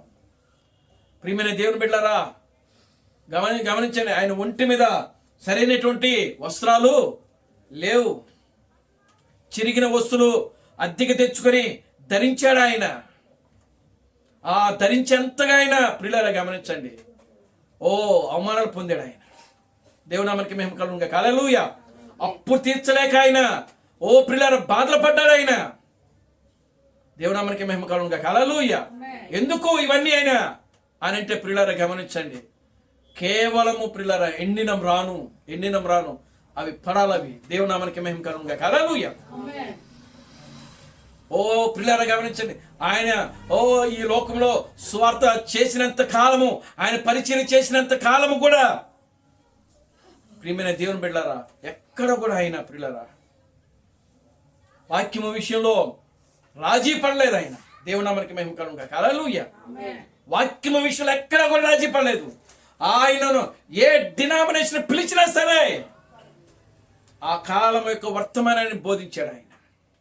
దేవునామానికి మహిమ కలుగును గాక. హల్లెలూయా. ఆయన ఏ వర్తమానం అయితే కలిగి జీవించాడో ఆ వర్తమానం కోసం జీవించాడు, ఆ వర్తమానం కోసం నిలబడ్డాడు. ఆ వర్తమానం కోసమే ప్రియులారా గమనించండి, శ్రమలు, కష్టాలు, శోధనలు, ఇరుకులు, ఇబ్బందులు, ఆకలు, దప్పులు, వస్త్రహీనుడై జీవించాడు ఆయన. దేవునామానికి మహిమ కలుగును గాక. హల్లెలూయా. ప్రియులారా చూడండి, ఆయన 7 ముద్రలు ఎప్పుడైతే ఆయన తెరిచాడో, ఆ 7 ముద్రలు ఎప్పుడైతే పగలగొట్టాడో ప్రియులారా అప్పటి నుంచి ఆయనకి ఇంకా ఎక్కువైనాయి. దేవునామానికి మహిమ కలుగును గాక. హల్లెలూయా. ఆయన సంఘము పూర్తిగా ఆయన విడిచిపెట్టేసేసింది. విలియం మ్యారన్ బ్రనహామును సంఘము పూర్తిగా విడిచిపెట్టేసింది. ఎందుకు అనంటే విలియం మ్యారన్ బ్రనహాం గారు ఈయన ఏదో తనను తాను గొప్పవాడిగా చేసుకుంటున్నాడు. దేవునామానికి మహిమ కలుగును గాక. హల్లెలూయా. ఆయన తనను తాను ఏదో గొప్పవాడిగా చేసుకుంటున్నాడంట. కనుక ప్రియులారా గమనించండి, ఏదో తనను తాను దేవుడితో సమానంగా ఎంచుకుంటున్నారు. Glory to God. హల్లెలూయా. ఎక్కడ కూడా వాక్య విషయంలో ప్రియులారా ఆయన రాజీ పడినటువంటి పరిచర్య చేశాడు, గొప్ప పరిచర్య చేసినాడు ఆయన. కనుక ప్రియులారా గమనించండి, ఆయన ఎప్పుడైతే 7 ముద్రలు ఇప్పాడో ఏ డినామినేషన్ కూడా ఆయన పిలవడం మానేసేశాడు. ఏ సంఘశాఖ కూడా ఆయన పిలవలేదు, ఎవరు కూడా ఆయన పిలవలేదు. పైగా ప్రియులారా గమనించండి, ఎప్పుడైతే ఆయన వాక్యాన్ని ఉన్నది ఉన్నట్టుగా బోధించాడో అప్పుడు ఈ డినామినేషన్ అన్నీ కూడా ఏకమైపోయినాయి. ఏం బోధించినాడు ఆయన? విలియం మ్యారన్ బ్రనహాం గారు ఏం బోధించాడు? సర్ప సంతానం గురించి బోధించాడు ఆయన. దేవుని స్తోత్రం కలుగును గాక. హల్లెలూయా. ఆయన బోధ ఆయనకి ఈ ప్రపంచం అంతా కూడా వ్యతిరేకంగా మారిపోయింది. క్రైస్తవ డినామినేషన్లు వ్యతిరేకంగా మారాయి. దేనిని బట్టి? వాక్యము. ఏంటో వాక్యము? సర్ప సంతానము. సర్ప సంతానం ఏంటి? పాము వచ్చి అవ్వతో శారీరకంగా సంబంధం పెట్టుకుందని చెప్పాడు ఆయన. మరి ఈరోజు క్రైస్తవ డినామినేషన్లో ఆ బోధ బోధిస్తే ఎవరైనా పిలుస్తారా? దేవునామానికి మహిమ కలుగును గాక. హల్లెలూయా. సర్ప సంతానం గురించి బోధించాడు ఆయన. ఆ రోజు బాప్తిస్మం ఇచ్చే యోహాను ఓ సర్ప సంతానమా అని బోధించాడు ఆయన. అందుకనే ఓ హేరోదు రాజు దగ్గరికి వెళ్ళి, ఇదిగో నీవు నీ తమ్ముని భార్యను ఉంచుకున్నావు, నువ్వు చేసేది తప్పు, నువ్వు ఒక రాజు అయి ఉండి అలా చేస్తున్నవే తప్పది అని ఖండించాడు రాజ్యపల్ల బాప్తిస్మం ఇచ్చే యోహాను. అందుకనే బాప్తిస్మం ఇచ్చే యోహాను తనకు కొట్టించాల్సిన కారణమే ఏర్పడింది. చూడండి, విలియం మ్యారన్ బ్రనహాము సర్ప సంతానము గురించి బోధించాడు ఆయన. మరి ఈ రోజున ఆ సర్ప సంతానమే ఆయన ఏం చేసింది? సిలువ వేసింది. ఎవరిని? బ్రనహాం గారిని. దేవునామానికి మహిమ కలుగును గాక. హల్లెలూయా. ఆమేన్. హల్లెలూయా. ఆ రోజు శరీర సంబంధమైన సిలువ వేయబడ్డాడు యేసు. ఈరోజు విలియం మ్యారన్ బ్రనహాం గారు ఆత్మ సంబంధంగా ప్రియులారా సంఘములో ఆయన ఏమైపడ్డాడంటే సిలువ వేయబడ్డాడు ఆయన. యేసే కాదు సిలువ మోసింది, ఆయన కూడా మోసాడు. దేవునామానికి మహిమ కలుగును గాక. హల్లెలూయా. చెప్పాను కదా, కురేనీయుడైన సీమోను, దేవునామానికి మహిమ కలుగును గాక. హల్లెలూయా. ఆ సీమోను ఎవరికి సూచనగా ఉన్నాడో తెలుసా? ఆనాడు క్రీస్తు బ్రహ్మకు సూచనగా ఉన్నాడు, ఈనాడు నిజమైనటువంటి వధువుకి సూచనగా ఉన్నాడు. దేవునామానికి మహిమ కలుగును గాక. హల్లెలూయా. ఆయన అంటున్నాడు, విలియం బ్రహ్మం గారు అంటున్నాడు, ఏమంటున్నాడు తెలుసా? ఇందాక 7 ముద్రలు చదివితే ఏమంటున్నాడు తెలుసా? నేను ఎన్నడూ కూడా దొంగతనం చేయలేదు అని అంటున్నాడు ఆయన. ఆమేన్. హల్లెలూయా. ఆయన ఎప్పుడు కూడా ఎవరి దగ్గర కూడా దొంగతనం చేయలేదంట. దేవుని నామానికి మహిమ కలుగును గాక. హల్లెలూయా. ఒకవేళ నేను దొంగగా అనిపించుకోవాలనుకుంటే ఎక్కడ ఎక్కడ ఎక్కడ అంటే ఎక్కడంట ఆయన దొంగగా పిలువబడ్డాడంట. ఎక్కడ? ఆయన ఒక సమయాన్ని దొంగిలిచ్చాడంట. అంటే సమయానికి రాలేకపోయాడంట మందిరానికి. అది నేను దొంగగా ఆయన సమయాన్ని, ఆయనకి ఇవ్వాల్సిన సమయాన్ని నేను దొంగిలించి దాన్ని ఉపయోగించుకున్నా. ఒకవేళ నేను చేసిన దొంగతనం అంటాడు ఆయన. చూసారా? నా జీవితంలో నేను ఎక్కడ కూడా దొంగతనము చెయ్యలేదు అని చెప్పాడు ఆయన. నాకు తెలిసినా తెలియకపోయినా ఆయన దొంగతనం చేయడు ఆయన. దేవునామానికి మహిమ కలుగును గాక. హల్లెలూయా. Glory to God. హల్లెలూయా. ఒకవేళ నేను దొంగతనం చేసి ఉంటే ఇదిగో ఆయన సమయాన్ని నేను దొంగిలించుంటా. ఆ విషయంలో ఒకవేళ నేను నేరస్తుండే. దేవునామానికి మహిమ కలుగును గాక. హల్లెలూయా. కనుక ప్రియమైన దేవుని బిడ్డలారా గమనించండి, దేవుడు ఇక్కడ ఒక ఎండిన మ్రానుగా వస్తున్నాడు. ఆయన దేవుడు పరిపూర్ణమైన మానవుడుగా వస్తున్నాడు. దేవుడు మనిషిగా వస్తున్నాడు. దేవుడు ఒక ఎండిన మ్రానుగా వచ్చి ఇదిగో ప్రియులారా ఈ లోకంలో ఆయన ఏమనుభవిస్తున్నాడంటే శ్రమలు, శోధనలు, ఇరుకులు, ఇబ్బందులు అనుభవిస్తున్నాడు ఆయన. ఆమేన్. హల్లెలూయా. Glory to God. హల్లెలూయా. ఆ యొక్క చూడండి, హోప్ సిస్టర్ చనిపోయినప్పుడు, ఆ యొక్క బిల్లిపాలు చిన్నపిల్లవాడు ఆయన చనిపోయినప్పుడు ఆ యొక్క పాలు వేడి చేయడానికి గ్యాస్ లేనటువంటి పరిస్థితుల్లో ప్రియులారా ఆ పిల్లవాడికి ఆయన ఎలా వేడి చేశాడు? ఆ పాల డబ్బాను ఆయన సంకలో పెట్టుకొని వేడి చేశాడంట ఆయన. చూసారా? ఈరోజు అటువంటి పరిస్థితులు మనకున్నాయా? ఏమండి? ఆయన ఎంతగా ద్వేషించబడ్డాడో, ఎంతగా అవమానించబడ్డాడో, ఎంతగా దూషించబడ్డాడో వాక్యం నిమిత్తమే ఆలోచన చేయండి. ఆనాడు యేసుక్రీస్తుకి వివాహం లేదు, ఆయనకి పెళ్లి కాలేదు, పిల్లలు లేరు, ఈ విధమైనటువంటి బాధలు ఆయనకి లేవు. ఒక కుటుంబ బాధ్యత యేసుక్రీస్తుకు లేదు. ఒక సంసారం యొక్క బాధ్యత యేసుక్రీస్తుకు లేదు. బిడ్డల్ని పోషించే బాధ్యత యేసుక్రీస్తుకు లేదు. కుటుంబం యొక్క బాధ్యత లేదు ఆయనకి. కానీ అదే కుటుంబంగా కలిగి రెండవ రాకడలో ఆయన వచ్చినప్పుడు ప్రియులారా ఆ కుటుంబం యొక్క బాధ్యతలు ఏమిటో అవి కూడా ఆయన అనుభవించాడు. దేవునామానికి మహిమ కలుగును గాక. హల్లెలూయా. మనం అనుకోవచ్చు ప్రియులారా యేసుక్రీస్తుకి పెళ్లి కాలేదు అప్పట్లో అని. పెళ్లి కాకపోతే ఒక రకంగా, పెళ్లి అయితే ఇంకొక రకంగా హింసిస్తున్నారు ఈ ప్రజలు. అవునండి. దేవునామానికి మహిమ కలుగును గాక. హల్లెలూయా. Glory to God. హల్లెలూయా. ఏమంటున్నారండి? పెళ్లి అయితే ఒక రకంగా హింసిస్తున్నారు, పెళ్లి కాకపోతే ఇంకొక రకంగా హింసిస్తున్నారు. దేవునామానికి మహిమ కలుగును గాక. హల్లెలూయా. అంటే వీళ్ళు ఏం చూస్తున్నారు అని అంటే పై వేషాలు చూస్తున్నారు వీళ్ళు. ఆనాడు యేసు క్రీస్తులను పై వేషాన్ని చూశారు. ఈనాడు ప్రభు అయిన క్రీస్తు బ్రహ్మను కూడా ఎక్కడ చూస్తున్నారండి? పై వేషము. పెళ్లి చేసుకున్నాడుగా, బిడ్డలను కన్నాడుగా. ఏమండి? అప్పుడేమో ఈయనకి పెళ్లి కాలేదు, ఈయనకి భార్య లేదు, రకరకాలుగా యేసుని హింసించారు. దేవునామానికి మహిమ కలుగును గాక. హల్లెలూయా. యేసుక్రీస్తుని ప్రియులారా గమనించండి, నిజంగా ఎంతగా అవమానించారంటే ఆ రోజుల్లో ఎంతగా అవమానించారు అని అంటే ప్రియులారా అంతగా అవమానించేశారు. దేవునామానికి మహిమ కలుగును గాక. హల్లెలూయా. చూడండి ప్రియులారా గమనించండి, ఈ రోజున అదే దేవుడు మరలా మానవుడుగా వచ్చి పెళ్లి చేసుకుని ఏమంటే పిల్లల కంటే దేవుడు అంటే పెళ్లి చేసుకుంటాడా, బిడ్డల కంటాడా? ఈ రకంగా. అప్పుడేమో పెళ్లి కాలేదు అని ఆ రకంగా, ఇప్పుడేమో పెళ్ళయింది బిడ్డ. చూడండి అంటే ప్రియులారా గమనించండి, దేవుడు ఎప్పుడు ఏ రకంగా ప్రజల చేత హింసించబడాలో ఆ విధంగా ఆయన హింసించబడుతూనే ఉన్నాడు. ఆ రోజు శాస్త్రంలో పరిశీలన సద్దుకైలో ఉన్నటువంటి అదే ఆత్మ, అదే స్పిరిట్ ఈరోజు క్రైస్తవ సంఘములో ఉండి ఈనాడు ప్రియులారా గమనించండి ఎండిన మ్రానులైనటువంటి మనలను హింసలు పెడతా ఉంది. చాలా జాగ్రత్తగా ఉండాలి ఈ లోకంలో మనం. దేవునామానికి మహిమ కలుగుగా. హల్లెలూయా. ఎంత జాగ్రత్తగా ఉండాలంటే ప్రియులారా గమనించండి, అపవాది దయ్యము ఏ విధంగానంటే అప్పటిదాకా శత్రువులుగా ఉన్నవారు మిత్రులైపోతారు. అర్థమవుతుందండి నేను చెప్పేది? అప్పటిదాకా శత్రువులుగా ఉన్నవారు ఏమైపోతారు? మిత్రులుగా మారిపోతారు. దేని విషయంలో? సత్యాన్ని చంపడానికి. దేవునామానికి మహిమ కలుగుగా. హల్లెలూయా. జీవాన్ని చంపడానికి వాళ్ళు ఏమైనా చేస్తారు, అబద్ధాలు చెప్తారు, మోసం చేస్తారు, నిందలేస్తారు, అవమానాలు పరుస్తారు. జీవం కలిగిన క్రీస్తు పరిణామం ఆ విధంగా చంపారు.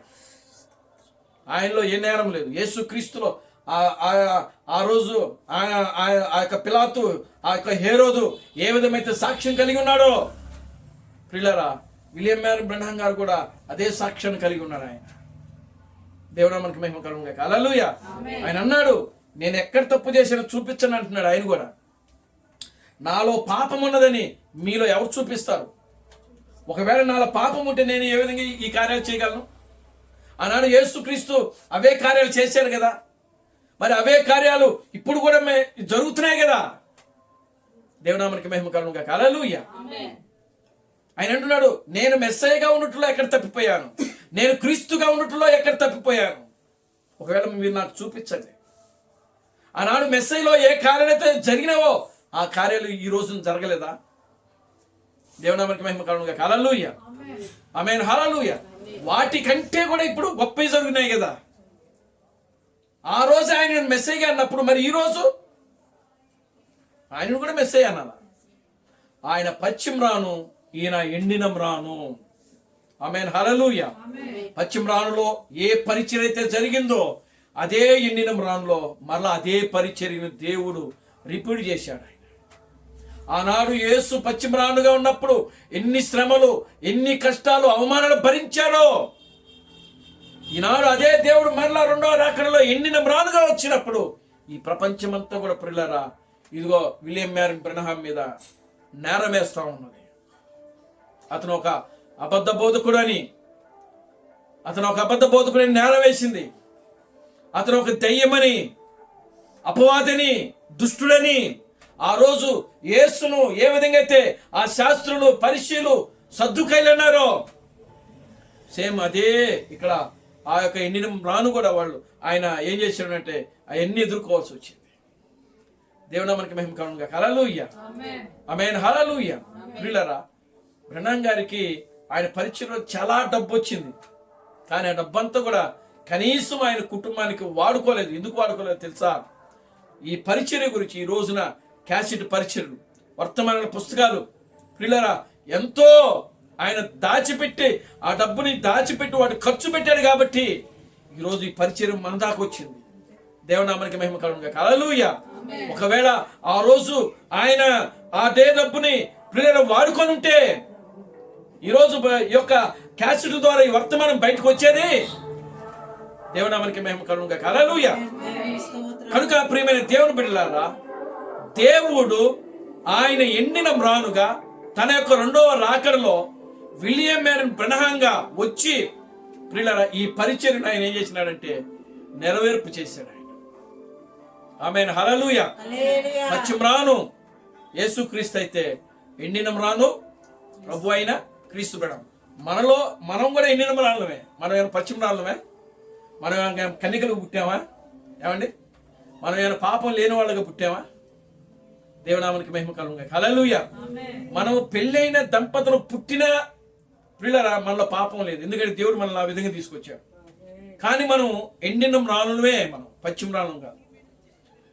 ఎందుకంటే మన యొక్క రక్తములో తల్లిదండ్రుల యొక్క రక్తం ఉన్నది, కానీ యేసులో తల్లిదండ్రుల యొక్క రక్తం లేదు. విలియం మ్యారీ బ్రహ్నాం గారిలో తల్లిదండ్రుల యొక్క రక్తం ఉన్నది. కనుకనే ఆయనే జ్యేష్ఠుడు, ప్రథమ ఫలం ఆయన. క్రీస్తు థామస్లో తల్లిదండ్రుల యొక్క రక్తం ఉన్నది. ఇప్పుడు మనందరిలో కూడా తల్లిదండ్రుల యొక్క రక్తం ఉన్నది. అందుకే ఎండిన మ్రాను అంటే పిల్లరా జ్యేష్ఠుడిగా ప్రభు అయిన క్రీస్తు బ్రహ్మ వస్తున్నాడు, తర్వాత థామస్ క్రీస్తు వస్తున్నాడు, తర్వాత మనము ఆ పరిచయంలో మనమందరం కూడా పాలిభాగస్తులమే. ఆమేన్, హల్లెలూయా. ఈరోజు పిల్లరా మనం కూడా అవమానపరచబడుతున్నాం, మనం కూడా దూషించబడుతున్నాం, మనం కూడా అపహాస్యం చేయబడుతున్నాం. కారణం దేన్ని బట్టి అంటే విలియం మ్యారన్ బ్రెనహాం అనే పేరును బట్టి. దేవునామానికి మహిమ కలుగును గాక. హల్లెలూయా, ఆమేన్, హల్లెలూయా. కనుక పిల్లరా వాక్యము నిమిత్తమై జనులు మిమ్మల్ని నిందించి అపహసించి అవమానపరిచినప్పుడల్లా, చెడ్డ మాటలు మీ మీద పలికినప్పుడల్లా ఏం చేయమంటున్నాడు ఆయన? సంతోషించుడి. ఆమేన్, హల్లెలూయా. కనుక ప్రియమైన దేవుని బిడ్డలారా, మనము ఈ రోజున వాక్యము నిమిత్తమై మనము నిందలు అనుభవిస్తున్నాం, వాక్యము నిమిత్తమై అవమానాలు భరిస్తున్నాం, వాక్యము నిమిత్తమై అపహాసము చేయబడుతున్నాం, వాక్యము నిమిత్తమై హేళన చేయబడుతున్నాం, వాక్యము నిమిత్తమై మనం ప్రజలకు దూరం చేయబడుతున్నాం. కనుక ప్రియులరా, మనం అవమానించబడ్డప్పుడు, హేళన చేయబడినప్పుడు, దూషించబడినప్పుడు, అవమానం చేయబడినప్పుడు మీరు సంతోషించండి, అప్పుడే మీరు ధన్యులని వాక్యం చెప్తా ఉన్నది. దేవునామానికి మహిమ కలుగును గాక. హల్లెలూయా, ఆమేన్, హల్లెలూయా. కనుక ప్రియమైన దేవుని బిడ్డలారా, పశ్చిమ రానుకే వారు ఈ విధంగా చేసినప్పుడు ఇదిగో ఇంకా ఎండిన మ్రానుకి ఇంకేం చేయదురో ప్రియులారా. అది ఆల్రెడీ విలియం మ్యారన్ బ్రెనహాం గారిలో ఆ ఎండిన మ్రాను యొక్క పరిచర్య నెరవేర్పు జరిగినది. ఈ చివరి దినాల్లో పెండ్లి కుమార్తెగా ఉంటున్న మనలో, క్రీస్తు థామస్లో ఎవరైతే ప్రియులారా గమనించండి, ఆ కోవకు చెందిన వారు ఉంటున్నారో వారందరూ కూడా ప్రియులారా దానిలో భాగస్థులై ఉన్నారు. కనుక హింసించబడాలి, దూషించబడాలి. ఆ కురేనీయుడని సీమోను ఆ సిలువను మోసాడు ఆయన. ఆమేన్, హల్లెలూయా. ఆ సిలువను ఆయన ఏం చేసినాడు? మోసాడు. దేవునామానికి మహిమ కలుగును గాక. హల్లెలూయా. యేసుక్రీస్తు చెప్తున్నాడు, తన సిలువను ఎత్తుకొని నన్ను వెంబడించువాడు ధన్యుడని వాక్యం. తన సిలువను ఎత్తుకొని అంటే ఈ లోకంలో ప్రియులారు గమనించండి, మనకంటూ ఈ కుటుంబ బాధలు, శ్రమలు ఇవన్నీ కూడా సిలువే అని చెప్తున్నాడు ఆయన. తన సిలువను ఎత్తుకొని, ఆమేన్, హల్లెలూయా. కనుక యేసు తనకు అప్పగించబడిన సిలువను ఆయన ఎత్తుకొని మోసాడు. ఈ రోజు ప్రియులారా విలియం మ్యారన్ బ్రెనహాము ఆయన కాలంలో ఉన్న సిలువ ఏదైతే ఉన్నదో ఆయన ఎత్తిపెట్టుకున్నాడు ఆయన. ఆమేన్, హల్లెలూయా. ఈ రోజు మన కాలంలో మనకున్నటువంటి సిలువ ఏదైతే ఉందో దాన్ని కూడా మనం మోయాలి. ఆమేన్, హల్లెలూయా. అందుకనే క్రీస్తు బ్రెనహాము సంఘంలో 3 సిలువలు పెట్టాడు ఆయన. ఆయన చర్చి కట్టినప్పుడు 3 సిలువలు చెక్కతో తయారు చేపించి పెట్టాడు ఆయన. దేవునామానికి మహిమ కలుగును గాక. హల్లెలూయా. ఎందుకు పెట్టాడు ఆయన? ఒక సిలువేమో యేసుక్రీస్తుకి సూచన, ఒక సిలువేమో ఆయన సూచన, ఇంకో సిలువేమో పెళ్లి కుమార్తెకి సూచన. ఆమేన్, హల్లెలూయా. ఊరికినే పెట్టలే ఆయన 3 సిలువలు. గ్లోరీ టు గాడ్, హల్లెలూయా. కనుక ప్రియమైన దేవుని బిడ్డలారా, ప్రతి కాలములో ప్రతి ప్రవక్త వాళ్ళకి ఇవ్వబడిన కాలంలో వాళ్ళ సిలువను మోస్తానే ఉన్నారు అక్కడ. ఆమేన్, హల్లెలూయా. మోసే సిలువను మోసాడు ఆయన. చూడండి, యేసుక్రీస్తు సిలువను మోసాడు ఆయన. ఒకవేళ సిలువ అంటే ఆ యెరూషలేము వీధిలో ఆ చెక్క కొయ్యి పట్టుకుని ప్రియులారా ఆయన శారీరకంగా చూపించాడు అక్కడ. కానీ అంతకంటే భయంకరమైన సిలువ మనం మోస్తున్నాం ఈ రోజున. ఆమేన్, హల్లెలూయా. ఆయన దేవుడు, ఆయన భరించాడు, ఆయన భరించగలడు. ఆయన దేవుడు కాబట్టి భరించగలడు, మరణించగలడు, సమాధి చేయబడగలడు. తిరిగి ఆయన అన్నాడు, నేను మరణించగలను, మళ్ళీ తిరిగి లేవగలను, నన్ను ఎవడు బంధించలేరు, ఈ నరమాత్రులు నన్ను ఏమీ చేయలేరని చెప్పాడు ఆయన. దేవునికి స్తోత్రం చెప్పాడు. హల్లెలూయా.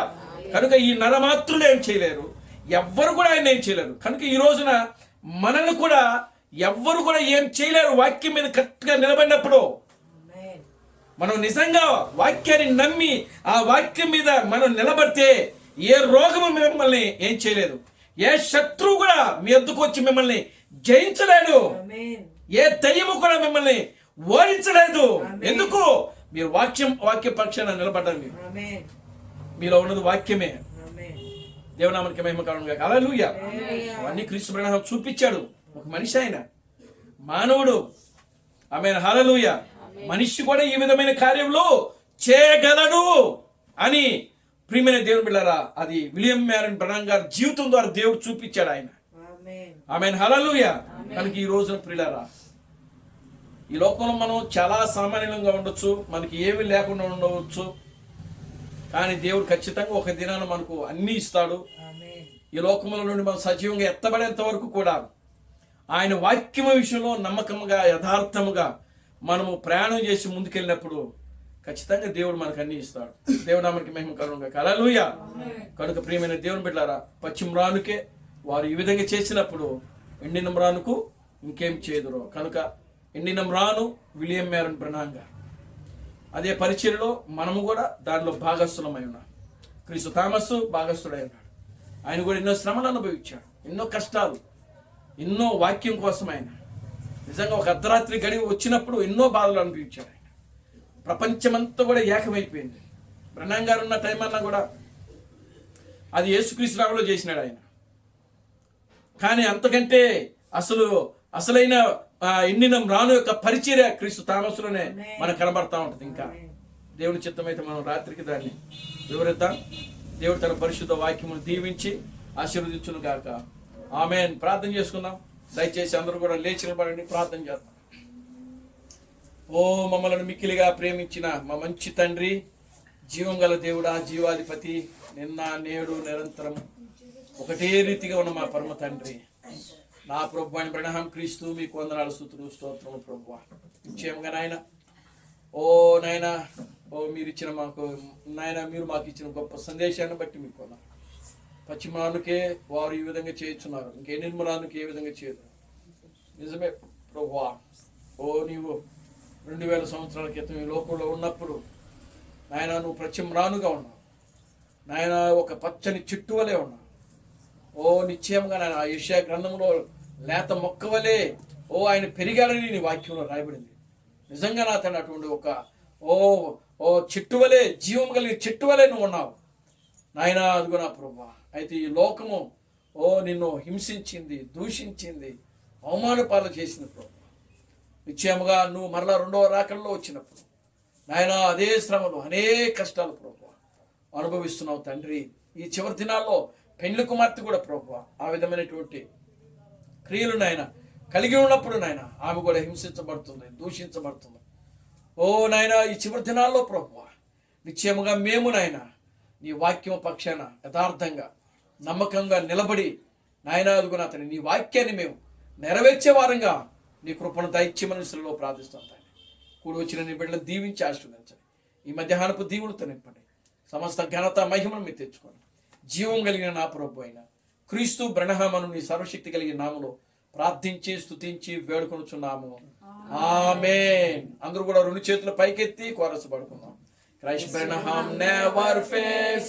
Christ Branham never fails. Christ Branham never fails in thee. Hallelujah. Hallelujah. Christ Branham never fails in thee. He's coming very soon. He's coming very soon. He's coming very soon in thee. Hallelujah, hallelujah, He's coming very soon in thee. నా ప్రాణమా ప్రభువు స్తుతించు, నా అంతరంగ సమస్తమైన పరిశుద్ధులను సమర్పించు. నా ప్రాణమా ప్రభువు స్తుతించు. ప్రభు అయిన క్రీస్తు బ్రహ్మం చేసిన ఉపకారములలో దేనిని మరొక. ఆమేన్, ఆమేన్. రాజులకు రాజుగా, ప్రభువులకు ప్రభువుగా, పెండ్లి కుమారుడిగా తెర మీద ప్రత్యక్షము కానున్నాడు ప్రభు అయిన క్రీస్తు బ్రహ్మం యొక్క కృపా సమాధానం ఇక్కడ కూడిన ప్రతి బిడ్డకును ఈ ప్రపంచములో 7వ దూత ఎస్ థామస్ గారిని క్రీస్తుగా అంగీకరించి, క్రీస్తు బ్రహ్మమే దేవుడు, క్రీస్తు బ్రహ్మమే రాజులకు రాజు, క్రీస్తు బ్రహ్మమే ప్రభువులకు ప్రభు అని నమ్మి విశ్వసించి ఆరాధిస్తున్న ప్రతి బిడ్డకును ఇప్పుడును సదాకాలము తోడిని నడిపించును గాక. ఆమేన్, ఆమేన్, ఆమేన్.